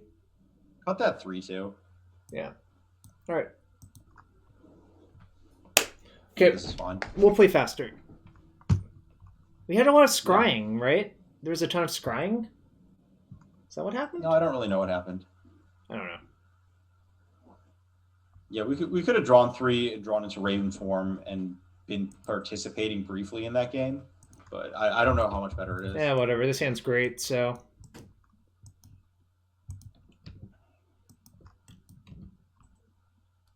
Man, I thought we were going to win that one, and then. Actually, maybe win is strong, but the fact that we had to give them a battle mammoth. And a few things went wrong in a row. It happens. For example, we could just not draw lands this game, and things would go wrong in a row. We have plenty of lands in our deck. We want to, tap land plus Raven. That's so perfect, actually, right? I mean, yeah, I would play the Raven anyways here. Yeah, no, I was going to play it because it puts more power into play, but the fact that we drew a tap land on exactly that turn is just... Yeah, instead of when we needed our 5th land on turn 5. Yeah, that's exactly what I was thinking about. I'm like, man, if our 5th land is that or Fjord, it's real feel-bads, right? Yeah, I mean... Yeah. Or if we draw Fjord this next turn cycle, it's also great because of the exact same thing. Yeah, just underdraw. Gosh, we have 6s? Oh my gosh, did the Dragon cast all of our 6s? Yeah. Oh my gosh. What's up, Ryan? MTG, welcome back. Happy...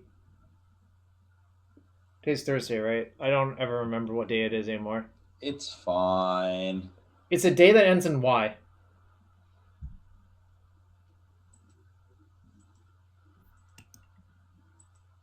Today is draft day? Yes, today is draft day. And tomorrow will also be draft day. For me, anyways. Ari will probably be at work. Play the game of... I will be. You do want to play the 1/4, right? Yeah, I think so. Because, like, I don't see what playing the 3/3 does this turn, right? Nah. Nothing. Your house is on theme for Kaldheim, i.e. it's cold? Well, that sounds not fun.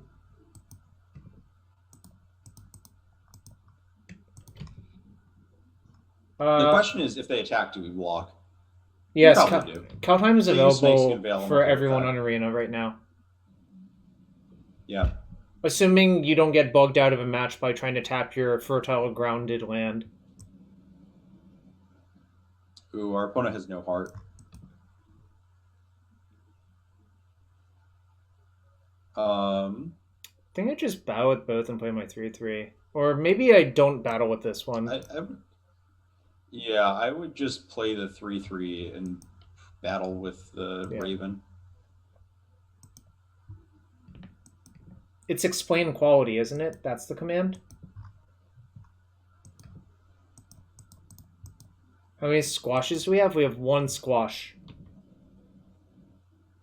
I find it funny. It's just 3 mana 3/3 that draws cards. Yeah. They can't even attack with this stupid 3/2. You just block and draw a card. Yeah. They really wanted to get a land, a creature on each of their creatures. There's no, like... The trumpeting blast is for tell, so I don't think there's a trick that blows you out here. You're trying to make it it squish? Oh, Ryan, come on. We're not squishing here, we're squashing here. Yeah, I for mean, the you free both got card. to draw a card out of that exchange, but I think that has to favor you, right? Yeah, because a land would be absurd. I think I should just cast this and find a land because, yeah, literally don't I have. think so too. Yeah.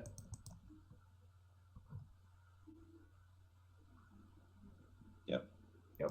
And I think you want to bind something here. I don't know why. I think you probably actually bind a larger creature. I think so too. Yeah. Because then they can't push through with the land. Yeah. They also would get lifelink damage if you bound the other one. I think I should only attack with this one though because I don't want them gaining life. No, I agree. Yeah. Yeah. What? I'm only attacking with they the gain one. 2 life. You don't want them to hit you there. Yeah, it's a bad exchange of 1 life for 2 life there. Yeah. No, I'm attacking for 1, right? What? Okay. No, Do you just not want to attack with anything then? I want to attack the Augury Raven. Okay. Okay, then they attack back and they still took 1, and then your Augury Raven doesn't have to get into combat with a creature. I was just thinking about what happens if they just put a counter on it with this, but then I guess they're down a land. Then you block. It's better. Yeah, I think you'd rather block with the 1/4 then. Okay, this is fine. I think now I just don't attack. I wouldn't attack now. Yeah. Yeah. No. I think we're on the same page. This was all assuming they didn't cast this. Yeah. Yeah. If they crack the land, that's like... Land, Yeah. No, I just want to exchange all my cardboard, right? I think so. Get some dragoning on. That's fine. Yeah. You take your 4. Yep. And block that one.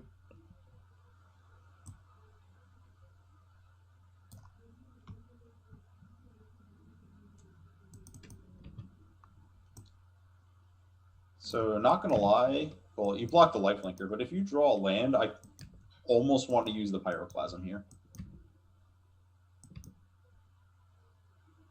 Right? And just collect my 2 cards. I don't know. Then what's your plan for this? And like, then what about this as well? Eventually. I guess you could... Should I just cast Run Ashore instead? On the 2 idiots? Well, okay. Suppose I say go. They're actually heavily incentivized to use this, put counters on these, attack with all, then boast. Then this becomes absurd, right? Yeah, but you take like 80,000 damage if you let them boast that 2/2. Right? Do I? Like, the play you're describing involves them attacking with 13 power. Yeah, but then I get rid of a bunch of it by casting Run Ashore, right? And then you chump block the 4/4 or whatever. Like, I don't like any of this. +1/+1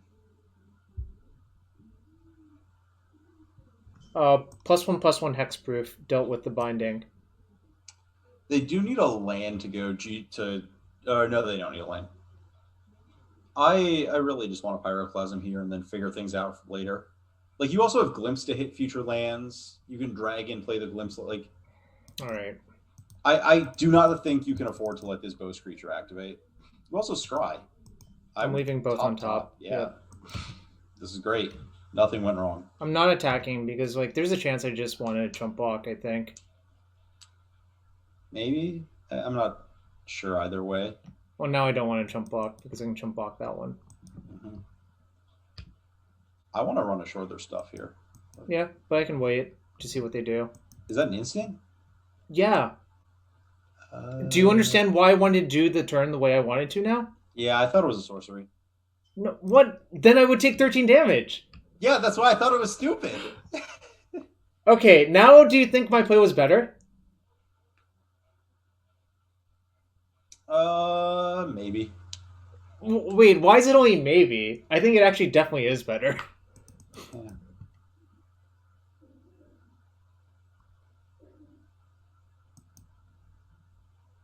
Right. I mean, you're priced into just using this, right? I'll block first and see if they do. Oh shit! I guess I'm not blocking. Right, but I am still using it. Boom. I guess I give this the option on that. No. guess this is better. I'm returning the 5/4 to their hand. Because if they have a land, they could go draw a card and then play the 5/4. I really should have said, did you know Vernishore is an instant? In that entire exchange. No, I didn't. Ryan's right. I should have used my words. Alright. Big boof? Which one, though? Probably just this one, right? Yeah, why would you not just play that one?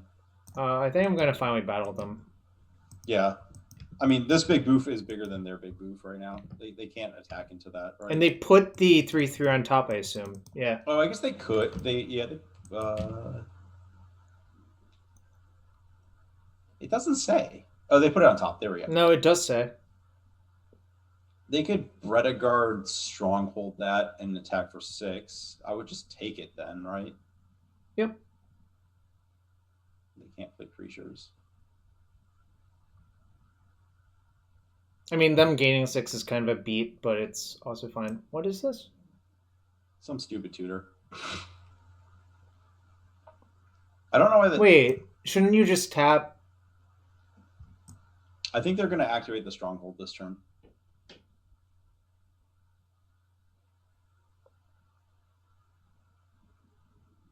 I don't think. Oh, I see. Never mind. I misread it. Some people are calling Squish Squash. Squish Squash Pity Posh. Oh, I need to update the record. That's what I need to do. We're not OO. That's just a lie.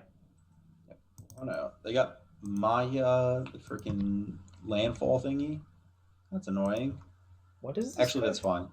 It +1s their squad. It does a lot of stuff. Oh, and they didn't attack. Yeah. So I think what I can do is I can cast Glimpse first and then decide. Agree. Yeah.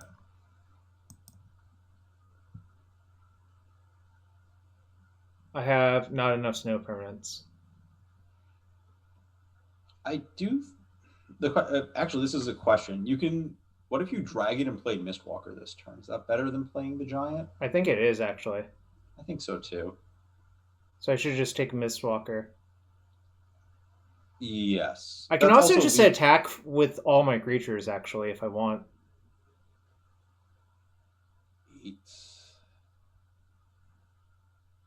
I would not do that.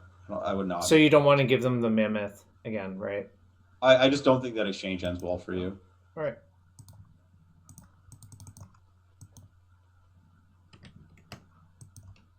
You also, just have lethal next turn.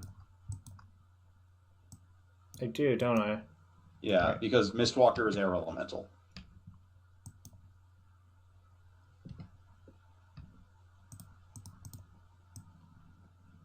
Oh shit, it just makes another ability on the treasure? Holy yes. Shit, that's so much text. Yeah. I see, it just has 2 different mana abilities now. Yeah. Well, so they printed that Viashino that adds mana burn back into the game of Commander, and they wouldn't want to let you do that. Or maybe you have Leyline Tyrant out and the Dragon out, so you could float 2 red? Well, no, you'd want the extra mana always. I know. Let's see, value misclick. So am I supposed to just take this then? I would. Alright. They can't activate this right now, right? Okay. No. I would just try and trample and kill them. And if you have double +4/+4, well, you got it. There's a couple other combos. They could have had the double strike thing, but that'd be really bad anyways. But we knew one of their cards was Packmate, so... Yeah, I'm fine with this. Yeah. Trampling. No, this was fine. I believe they're dead, right? Attack, just double air elemental them. There was lethal in the air. You know they're +1/+1, right? +1/-1. +1/-1, right? So I'll have they just invert to a 4/1 though. It's still a 4-power flyer. But they're not. We don't have enough mana to do all of them, right? What do you think Goldspan Dragon does? Yeah, but I can only activate 5 times. Right? Oh, sorry. Yeah. Isn't that literally 1 short? No, it's 11. What are you talking about? Wait. 4 + 3 + 4. Hold on. 4. Okay, so you're attacking for 6. and then you can activate 5 times. What's 6 plus 5, Jarvis? All right. Anyways, declare attack with all of your creatures and do the pumping thing. And don't accidentally use all your blue mana.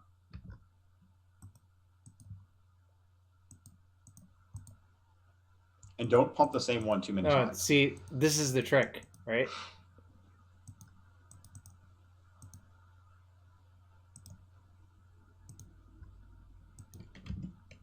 Yeah, that card's just great. Wow. All right. We have 6 minutes left for one game, but they also only have 6 minutes. It'll be fine. Do we want to change sideboarding? Probably not. This 5/6 has looked really stinky for what it's worth. Yeah, it has. Actually, I'm going to cut it. I don't know if I think on the draw you probably want to cut it and just put like the 3/2 back in your deck. Yeah, it does something. Maybe we'll get a beatdown draw. Is that when you play your dragon on turn 5 and then beat them down? Yeah, we had to wait until turn 7 that game, remember? Yeah. But it never died, so it killed them, essentially. Yeah. I am... Yeah. Okay. Just making sure. But obviously there's a fail case, but that's fine. This is fine. No, just foretell. Oh. Ah, damn it. Yeah, you're right. This should be... God damn it. That's actually pretty bad, I think. Mm-hmm.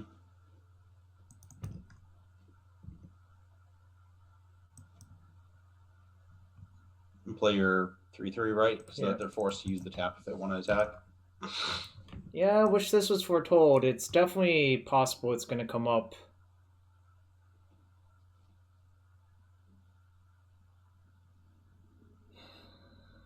I'm okay with trading for their mana or their it would be Snakeskin Veil. Yeah, I'm less okay with that. I think I'm just going to take Why it. are you less okay with that? Don't you just... No, you should wait a turn so you can block through Snakeskin Veil. There exactly, yeah. If they buff me, they got it. There's a green conveniently up at all points. Yeah. All right. What are you doing? I think I'm going to just say go and... Make them see if they use their abilities, I guess? What do you want to do? I'm okay with this. Yeah, this is okay. Continue.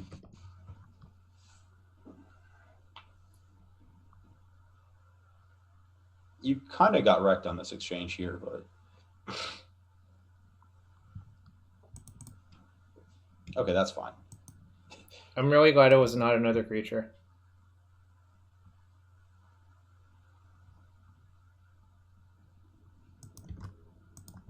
No, the other one. Oh, I see. Because if they have a trick. Yeah, like you just want to kill that stupid thing that pumps their entire squad. Okay. Yeah. So they didn't have the other thing. Yeah, this worked out fine.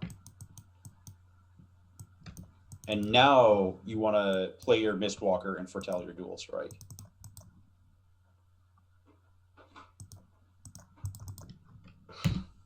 I'm blocking every turn now. I don't think they have the thing, otherwise they would have used it. I mean, they're going to tap your thing, right? They'll just hit you for some damage first. Doesn't really matter a ton. That's fine.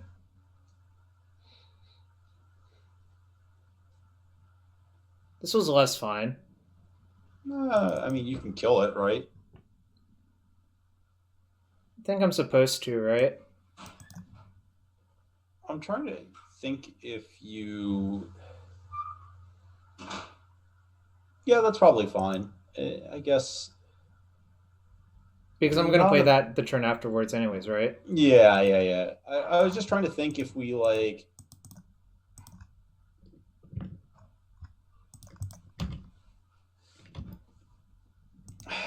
I think there was a chance that you were supposed to kill the 2/3 and like leave the dual cast suspended and tank 6.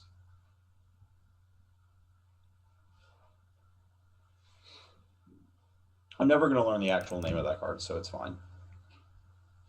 This is fine. That's annoying, but it's fine. Yeah, and you just play your doofus. This is getting less fine for sure. Yeah. Yeah, the territorial hammer skull looks pretty good. We do have 11 power, so we block the 3/2.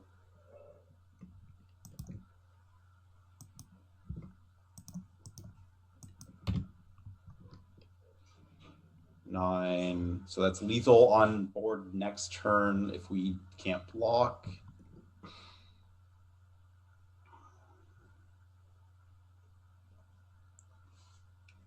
We have a decent number of good draws. Yeah, we're gonna need to draw one, I think. But I feel like they're pumping their troll. Yeah, that's my thought as well. Oh, no? Okay. Well, in that case, I have a new plan.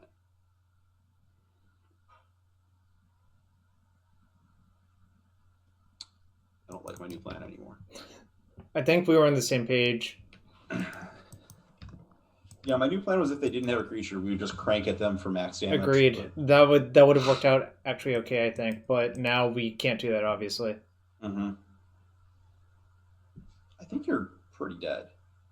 Yeah, I think so. But we did not draw great this game, I think. Yeah, in general, drawing 10. Oh, whoa. Okay.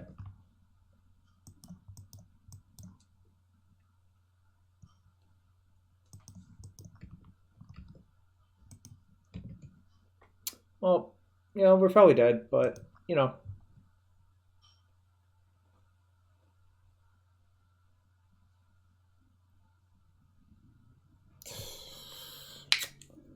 haven't thought through any of this, so we'll see what happens. I mean, our 7/6 is not going to be allowed to block, which is the actual issue, right?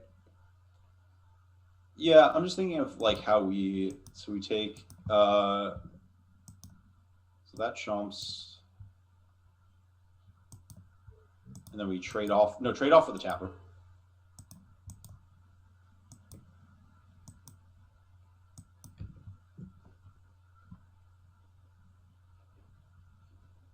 They can only pump one of these Ice Hide trolls, so Mm-hmm. I guess we have to draw two to get out of this, really. Yeah, you ideally draw a glimpse into something and get out of this. Do you even get out of this? Right, you pump, they take 4, 5, 6, 7, 8, 9, you go to 2, so you're just dead to every attacker. So I think you're just dead regardless. Yeah, it sucks. Yeah, I don't really know what you're supposed to do. That was one of the things you would needed to draw.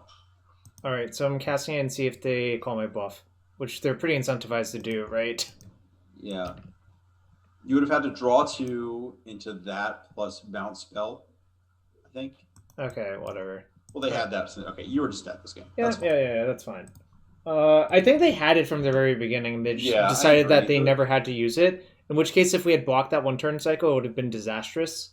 Mm-hmm. So I think we were just covered the entire match. But let's try to finish it strong. Yeah, I mean, our deck looks pretty good. It'll be fun. Yeah, I mean, we did draw a ton of lands that game, but that sometimes happens. Mm-hmm.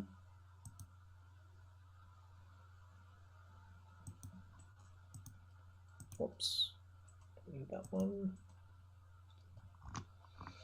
So what have we learned so far? I think you actually might want to swap the 5/6 doofus for the 7/6 doofus in your deck. Yeah. I was actually thinking that. This has looked really bad. I agree. Obviously, small N, but it's just like a... That bounce spell looks reasonable too. The double bounce, like the swirly torrent thing. I think we want the creature more in game one. Yeah. That was particularly good for our opponent because they played a bunch of like expensive guys. Yeah, it's easy to imagine spots where it's good though. Right. Inga Rune Eyes feels like it. I don't know. I guess it's scry 3 4 mana. It's Octoprofit, right? Octoprofit?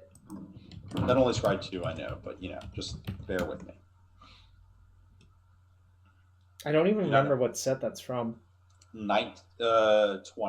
It was in the elemental set. M20. Okay. The one with not broken Omnath, less broken Omnath. Yeah, the one with very good Omnath as opposed to all the other Omnaths. Oh, yeah, that was like Edgar's favorite card in the SCGs. I remember that now.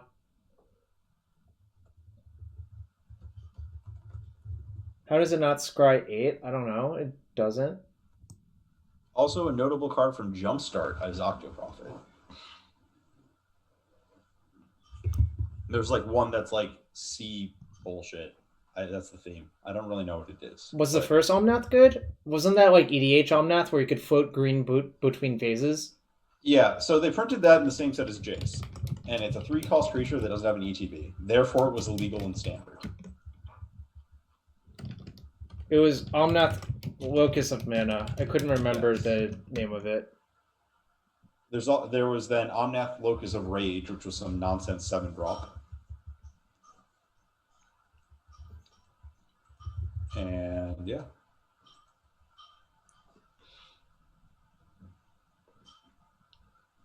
Give us an opponent. I want to squash my next opponent. Squish? Squish? I want to squish my next opponent. That's for you, Ryan MTG. We're calling it Squish now. Squoosh. Where are our opponents? How many people are in this league? Apparently not enough. Wait. Where's the actual league page? Can we not see it from here? Oh, I can see it. There's only 901. That seems small. No, I don't think so. I think that's... I don't know what the limited leagues usually are, but I guess I don't think it is as small as you think it is. Ekin. Notable MTGO ringer Ekin.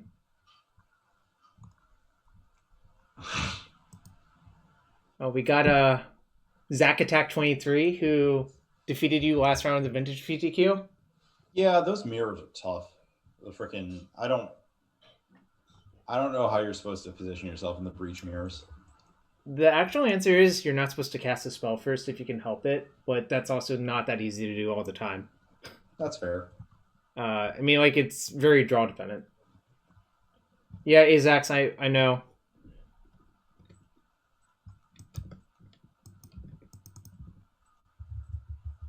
Notable child.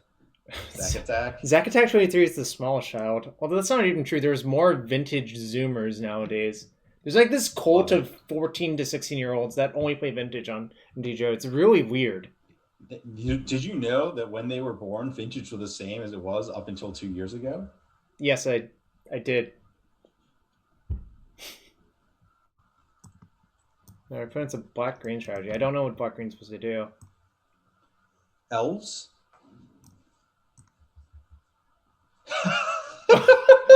Someone did not read about Loam Dryad. No, it gets better. It gets better. That card forces you to select a hit. Oh, they also have Sculptors, so they can choose that. Never mind. Okay, this is less... I thought that they played the card that was like... Yeah, they got back the Sculptor. You want to suspend... You want to make Dwarves, right? Yeah. And you can just like card draw later. And then you'll play tap land plus Dwarves next turn. Yep. Ooh, and then you can Ravager and big battle something. Ooh, we're gonna depart our Ravager this game, right? Hopefully. I mean, like, looks really good with that, right? And that? Yeah. It looks phenomenal this game. It's just gonna be like Flame Tongue Kavu twice. Yep. Yeah, but Basalt Ravagers like Thundering Spark Mage. The hell? I don't know. I demand an explanation. I'd make idiots. Deployed the Knuckleheads. Is it Knuckle Puck time?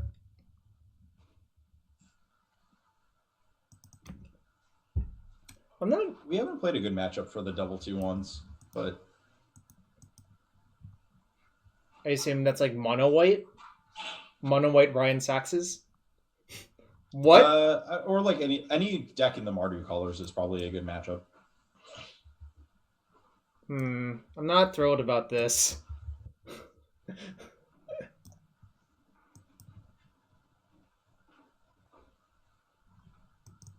We got Ice Tunnel? You want to play tap land on the flyer, right? Yeah.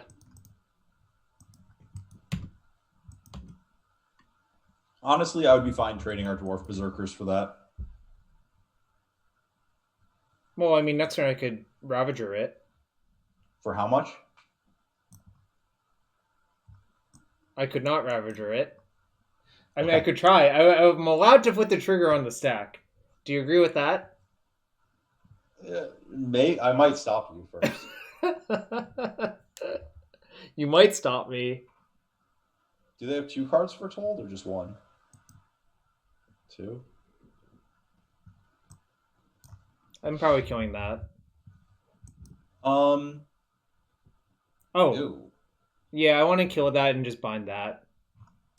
Yeah, I agree with that. I was actually thinking that if they didn't draw that, you were supposed to attack with your dwarves and maybe trade a dwarf for the spirit. But I think max power and max damage versus your opponent, like you are on like such a heavy tempo plan here that yeah, this is fine. Yeah, and now we can like unsummon their blocker or unsummon our Ravager to kill something, or it's just good, right? Take game actions. Try to beat them down. Yeah. Yeah. What are they going to do with these Foretold cards? Black Foretold cards. Our opponent's 0/0, so they just started their first. So keep in mind that there is a black card, the Jarl. There's like a 3/2 flash, basically. Okay. That's a Foretell card. The black. So there's like the cycle of commons that's Foretell. Like their flip cost is 2. Mm-hmm. So there's like the black one is a 3/2 flash that kills a creature that was dealt damage this turn. Ooh, that's tough. I don't love that. That actually makes me sad. I mean, whatever.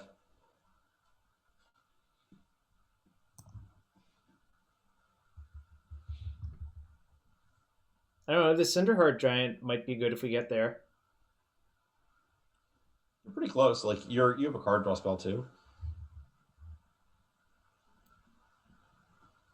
I think if I draw a land, my turn's pretty easy. If I don't, it's more questionable.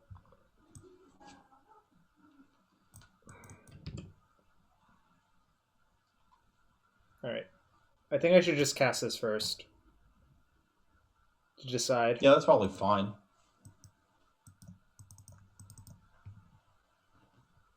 All lands will go on the bottom. Those are the opposite of lands. I'd keep those. You just battle them for 1? Yep. You're definitely the beatdown in this situation. Yeah, I mean, technically I have more cards, so I could hypothetically win a long game too. But also, like, your opponent has 5 colors in their deck. I know it's like. 1 second here. I'm going to turn off the light.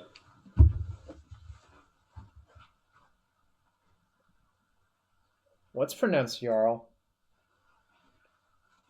What did I not? What the hell is going on? That's bad. Oh, that card's really good. Yeah. What did they? Wait, they do have it. They have Herald, King of Skyfar. That's not even that good. Also, they can't cast any of these cards off their current mana situation. That's not. Well, they can play a land for the turn, right? Did they do that first? Yeah, but they tapped all of their green sources. Oh. Do they even want to play one of those cards this turn? Don't they want to cast those next turn for +1/+1 counters? Oh, yeah, they had a forest. By the way. Yeah, what's up, Dom the Kid? I guess it's better to Herald this turn because it probably replaces itself. Oh, and they have all these Foretell. Oh, gosh. Wait, did they miss? They missed. Huh. What am I supposed to do now? I could, like, 6...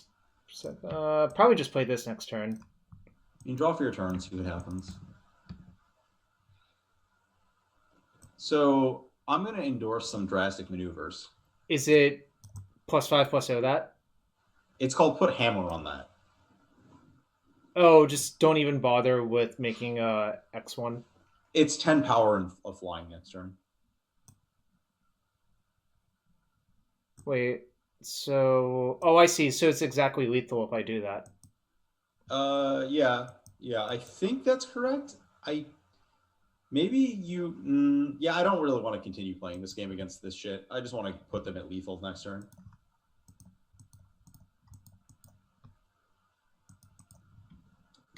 If they have an Augury Raven hidden under the Foretell, you can, like, figure out your life at that point, but...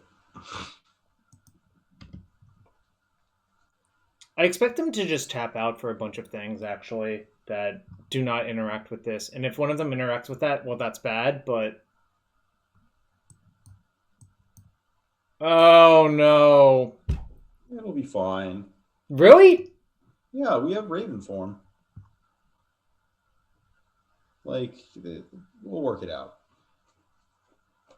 I like how you just can't predict what's under their stuff. Like, because there are too many different types of lands. Oh yeah.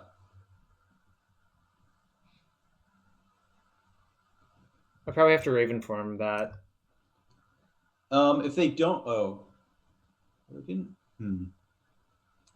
That's sweet. Dom the kid. I would just double block their Herald. I guess is that.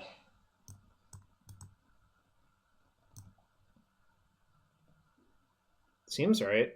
I mean, if I ever get to cast this, doesn't this like one-shot them? Yeah, I'm okay double blocking the Herald. I'm just thinking about like if you want to play around them having any spell as a combat trick, but how does it show for told cards like this? It worked out okay.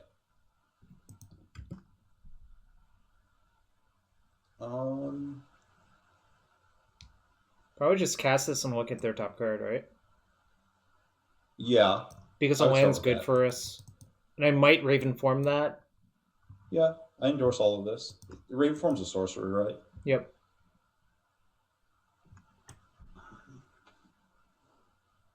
I'm okay with them drawing that, I think. Yeah, I think so. That's like not that big a deal, I think.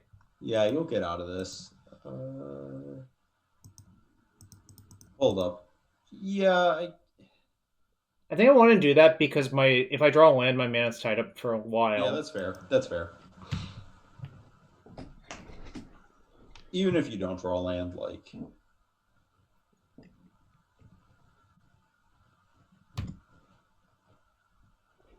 I know you drew tapped green land, opponent. Yeah, they've got... what is their foretold card? I don't know. Maybe we'll find out. Is there a white, or red to foretell card? It could be...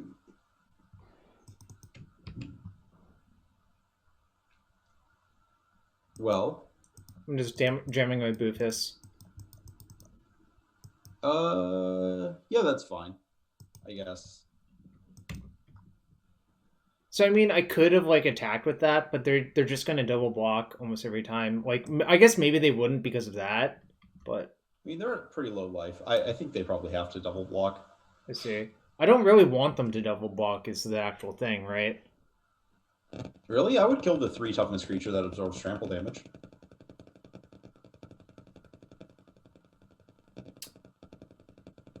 Hammer plus provoke is 15 trample. So the thing that I'm concerned about is if we provoke our own creature, we get jarled. So that's like the Lurking Deadeye, right? Variant. Yeah, yes, it's a 3/2 Lurking Deadeye with that. That's some stupid angel. All right, they have no cards in hand. No, they have the foretell card. Oh right. So it could still be that.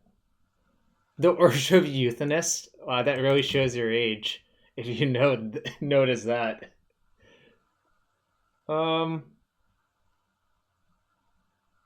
don't really know what's going to happen. I think they're activating this. Wait. Oh God. I feel like I'm dead again. Yeah, this is not good for you. I don't know if you could have predicted that card. Oh, this is fine. They still have 1 card in hand. Was that the foretold card? It was. Yeah. There's like a Mind Rot, or there's Ravenous Rats, right? Yeah, there's Ravenous Rats and a Mind Rot. The Mind Rot is actually... wait. Shit, you know what I should have done? I should have bounced that, played my land, and recast it.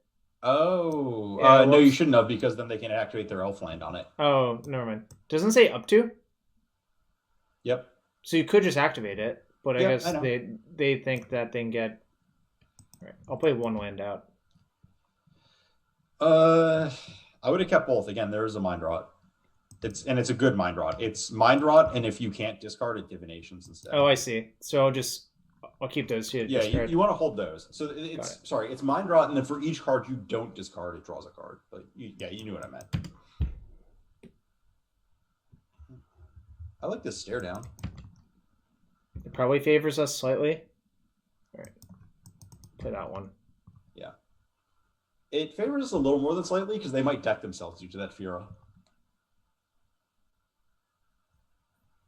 They certainly are 4-color nonsense. I haven't seen a blue card yet, but maybe they're actually 5. They have a land that makes blue. They have to. They have 2 lands that make blue, but they might be a snow thing, right? They have to have the blue card in their deck.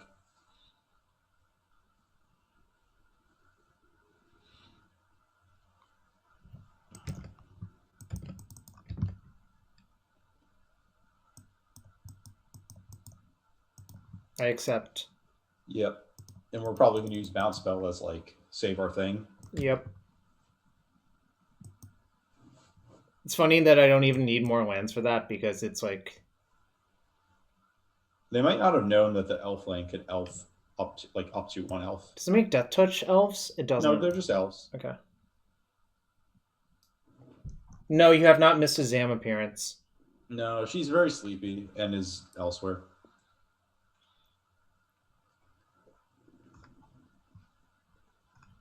Okie dokie. Oh, I could have bounced it, but I didn't think it was worth it because it's only worth it if they try to kill it with something else. Okay.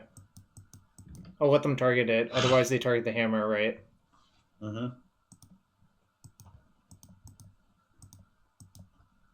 Do I have enough to Pyroclasm and...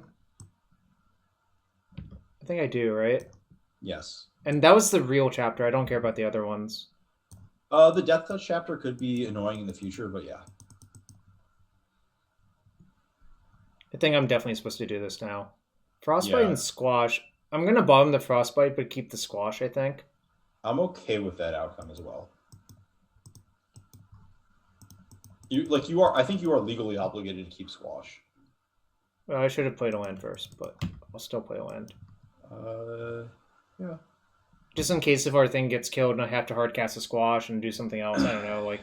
well, it's also like you're pushing towards the point where you can equip Hammer and just shove a bunch of mana into it in a single turn. Sorry, it's Squish. Sorry, it's Squish.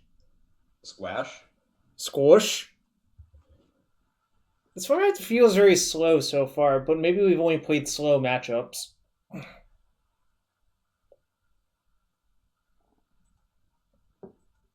Squish, Squash. Oh no. Wait.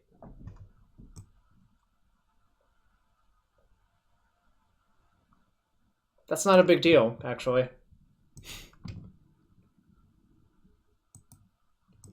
Right? Like, I read it correctly? Yep. I believe you did. 1, 2, 3, 4, 5, 6. All right. Just shove. Yeah. It 2-shots them, so... I think their hands mostly lands, if I had to guess.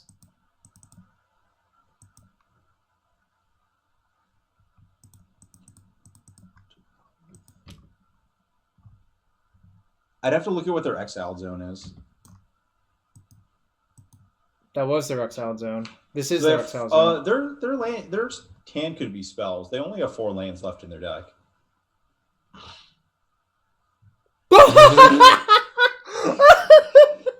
Is that targeting the hammer or is that targeting the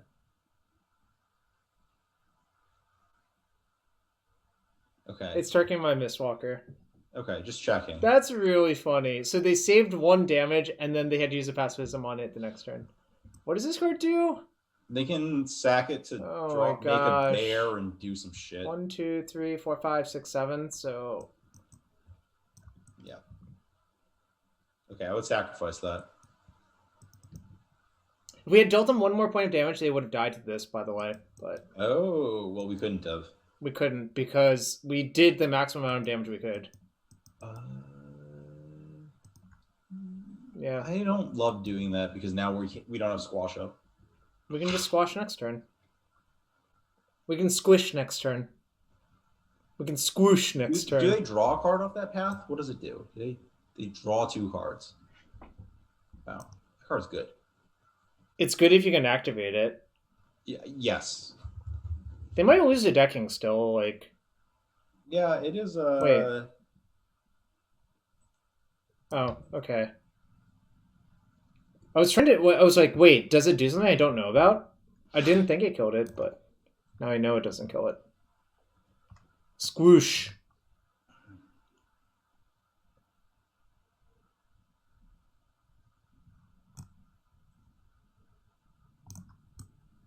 They have so many wraths. Am I supposed to provoke the trolls this? Probably. I think so. Yeah. I think it was possible you're supposed to do it while they were tapped out, but... Sure. I'll still do it.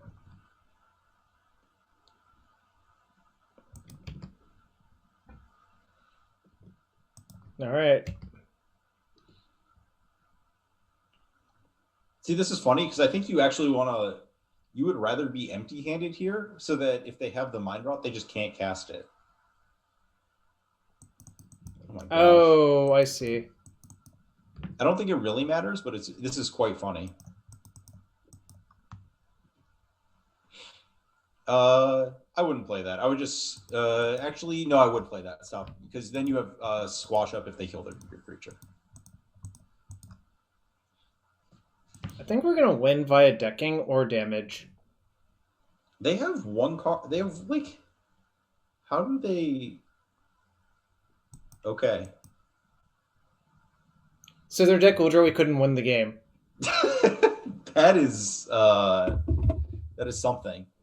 Yeah, I don't really know how to feel about that. I wouldn't expect the turn 20 deck my opponent after getting Wrath to, like... Am I allowed to do this versus them? No. I don't think your mana's just not close to good enough. It's an LSV deck. It does look like an LSV deck, doesn't it? I think you want a null versus your opponent. Okay. I think you don't want Frostbite, right? Yeah, it looks horrible, actually. I think this is actually probably good versus them, for what it's worth. You might want both the nulls, right? They had 2 enchantment kill spells, Scald, the land, and both like land enchantments, right? Yeah, I think I want to take out like this. I think that card's fine. I want to take out this then, actually. No, take out the Scorn Effigy. Oh, sure. That's also brick. But I want the second and all. Do you want a Craven Hulk? Just as big boofus? Yeah, big idiot. Okay. I'll cut it. And you can cut the 3. No, cut the 3/2. You can cut either 3/2 or make 2/2/1s. And then I think you the 2/2/1s insulate you against the edict. So I should cut like maybe Raven form sucks versus them actually. No, you need a way to kill Fira or whatever the name of that stupid thing is. Is Inga good against them? It's just a 3/3 scry 3. 3/3 Scryfree is pretty good versus them, I think, though. Okay.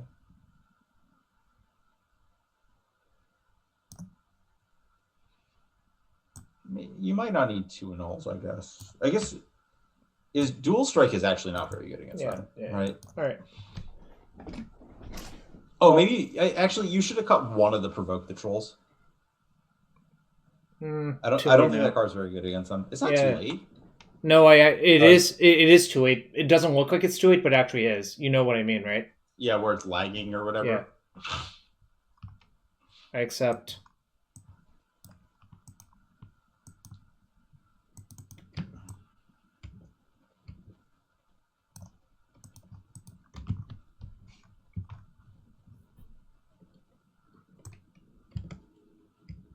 It's like Sulphurous Springs, except it's a Sulphurous Mire. Mm-hmm.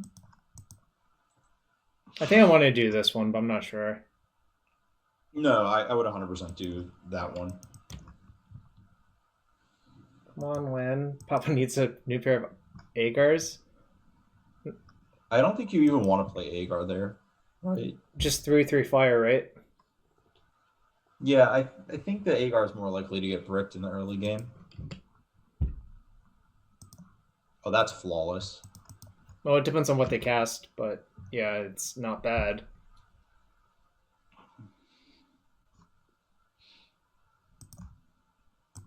It looks like an enchantment. I know, I had the same thought. I clicked on it, and I'm like, wait. Then I clicked over it again, and I'm like, oh. It actually makes me kind of sad, but whatever. All right. Just, yeah, you battle and make 2/2/1s. Is it better than playing 3/3? I guess Yeah. versus Edict, double Edict, it actually is a lot better, right? Well, no, it just trades for their thing. Oh, sure. I'm acceptable trading 4-drop for 4-drop Gosh, why could I annul that? That would have been so backbreaking. What? Some shitter. Don't Oh, it's worry about it. Ambassador Oak. Yeah. Wait, what? Question mark? What do you mean? Why? Is that good for them to do? I don't know. Is it events in their hand? I would attack and play your 3/3. Yep.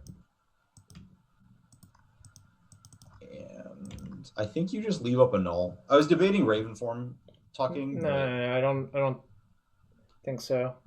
Yeah, I don't think you have to do anything for forever. And I think you take the trade if offered.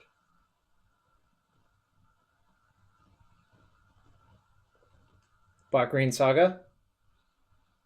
Oh, I forgot they had that. They just have, yeah, none of that. All right. I was hoping to do 2 drafts tonight, but that's clearly off the table because I did not anticipate this format being like that. You could start a draft. No. No. I can't do that because Shroud and I are doing drafts tomorrow morning. But what we can do is, and something I think people don't see enough of, is build a sealed deck. That's true. Oh, they didn't want to take the trade. Oh, this is nice. Yeah. You battle with yeah, both. I think or no, you don't, because they can block 3/2 and you draw a card and you trade for the 3/2 then? Yeah, I think that's fine. Yeah, no, it's fine. Worse against double edict, but like only a little bit.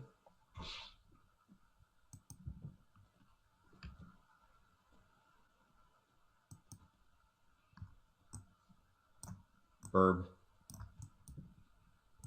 I would. Yeah, I'd play the 5/6. Yeah, not now. But that's fine. Yeah. I know. I was just thinking through if you wanted to pick off the elf token. But you don't actually want to extend this 4/2 because they can kill it.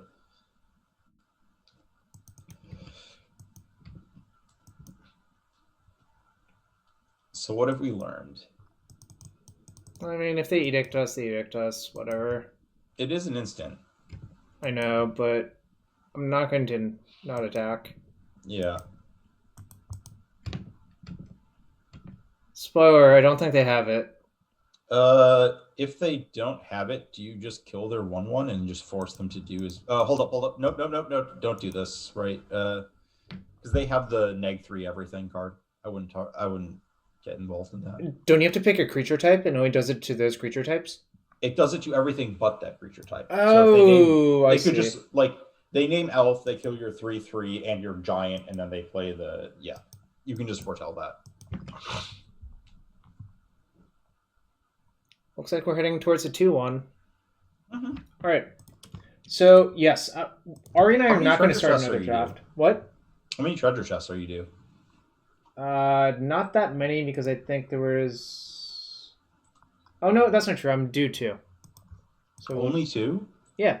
Well, we did the one for that one person, and then 2 other people got gifted subs. Okay. What? There are boosters inside, Ari! Are you required to open those? Yes, I will open it. It's worth a ticket for what it's worth. 1 ticket? Let me double check, but I believe that those crashed. Oh, Mana Barb's not very good. Oh, it's 1.71 tickets. All right, I'll open it only for the stream, but I don't really think there's much I can open that's worth anything. Well, hold up. The other option is I could open some treasure chests on my account because I was debating doing it anyways. All right. Well, okay. Let's start the Let's not do sealed that. deck. You can open that pack, or you can let's just do a sealed deck. I think that's the most reasonable thing to do. And maybe play like one match. Yeah, that's fair. Open all. No, you have to get to the channel. So that'll end the draft, but we're going to move to the sealed deck.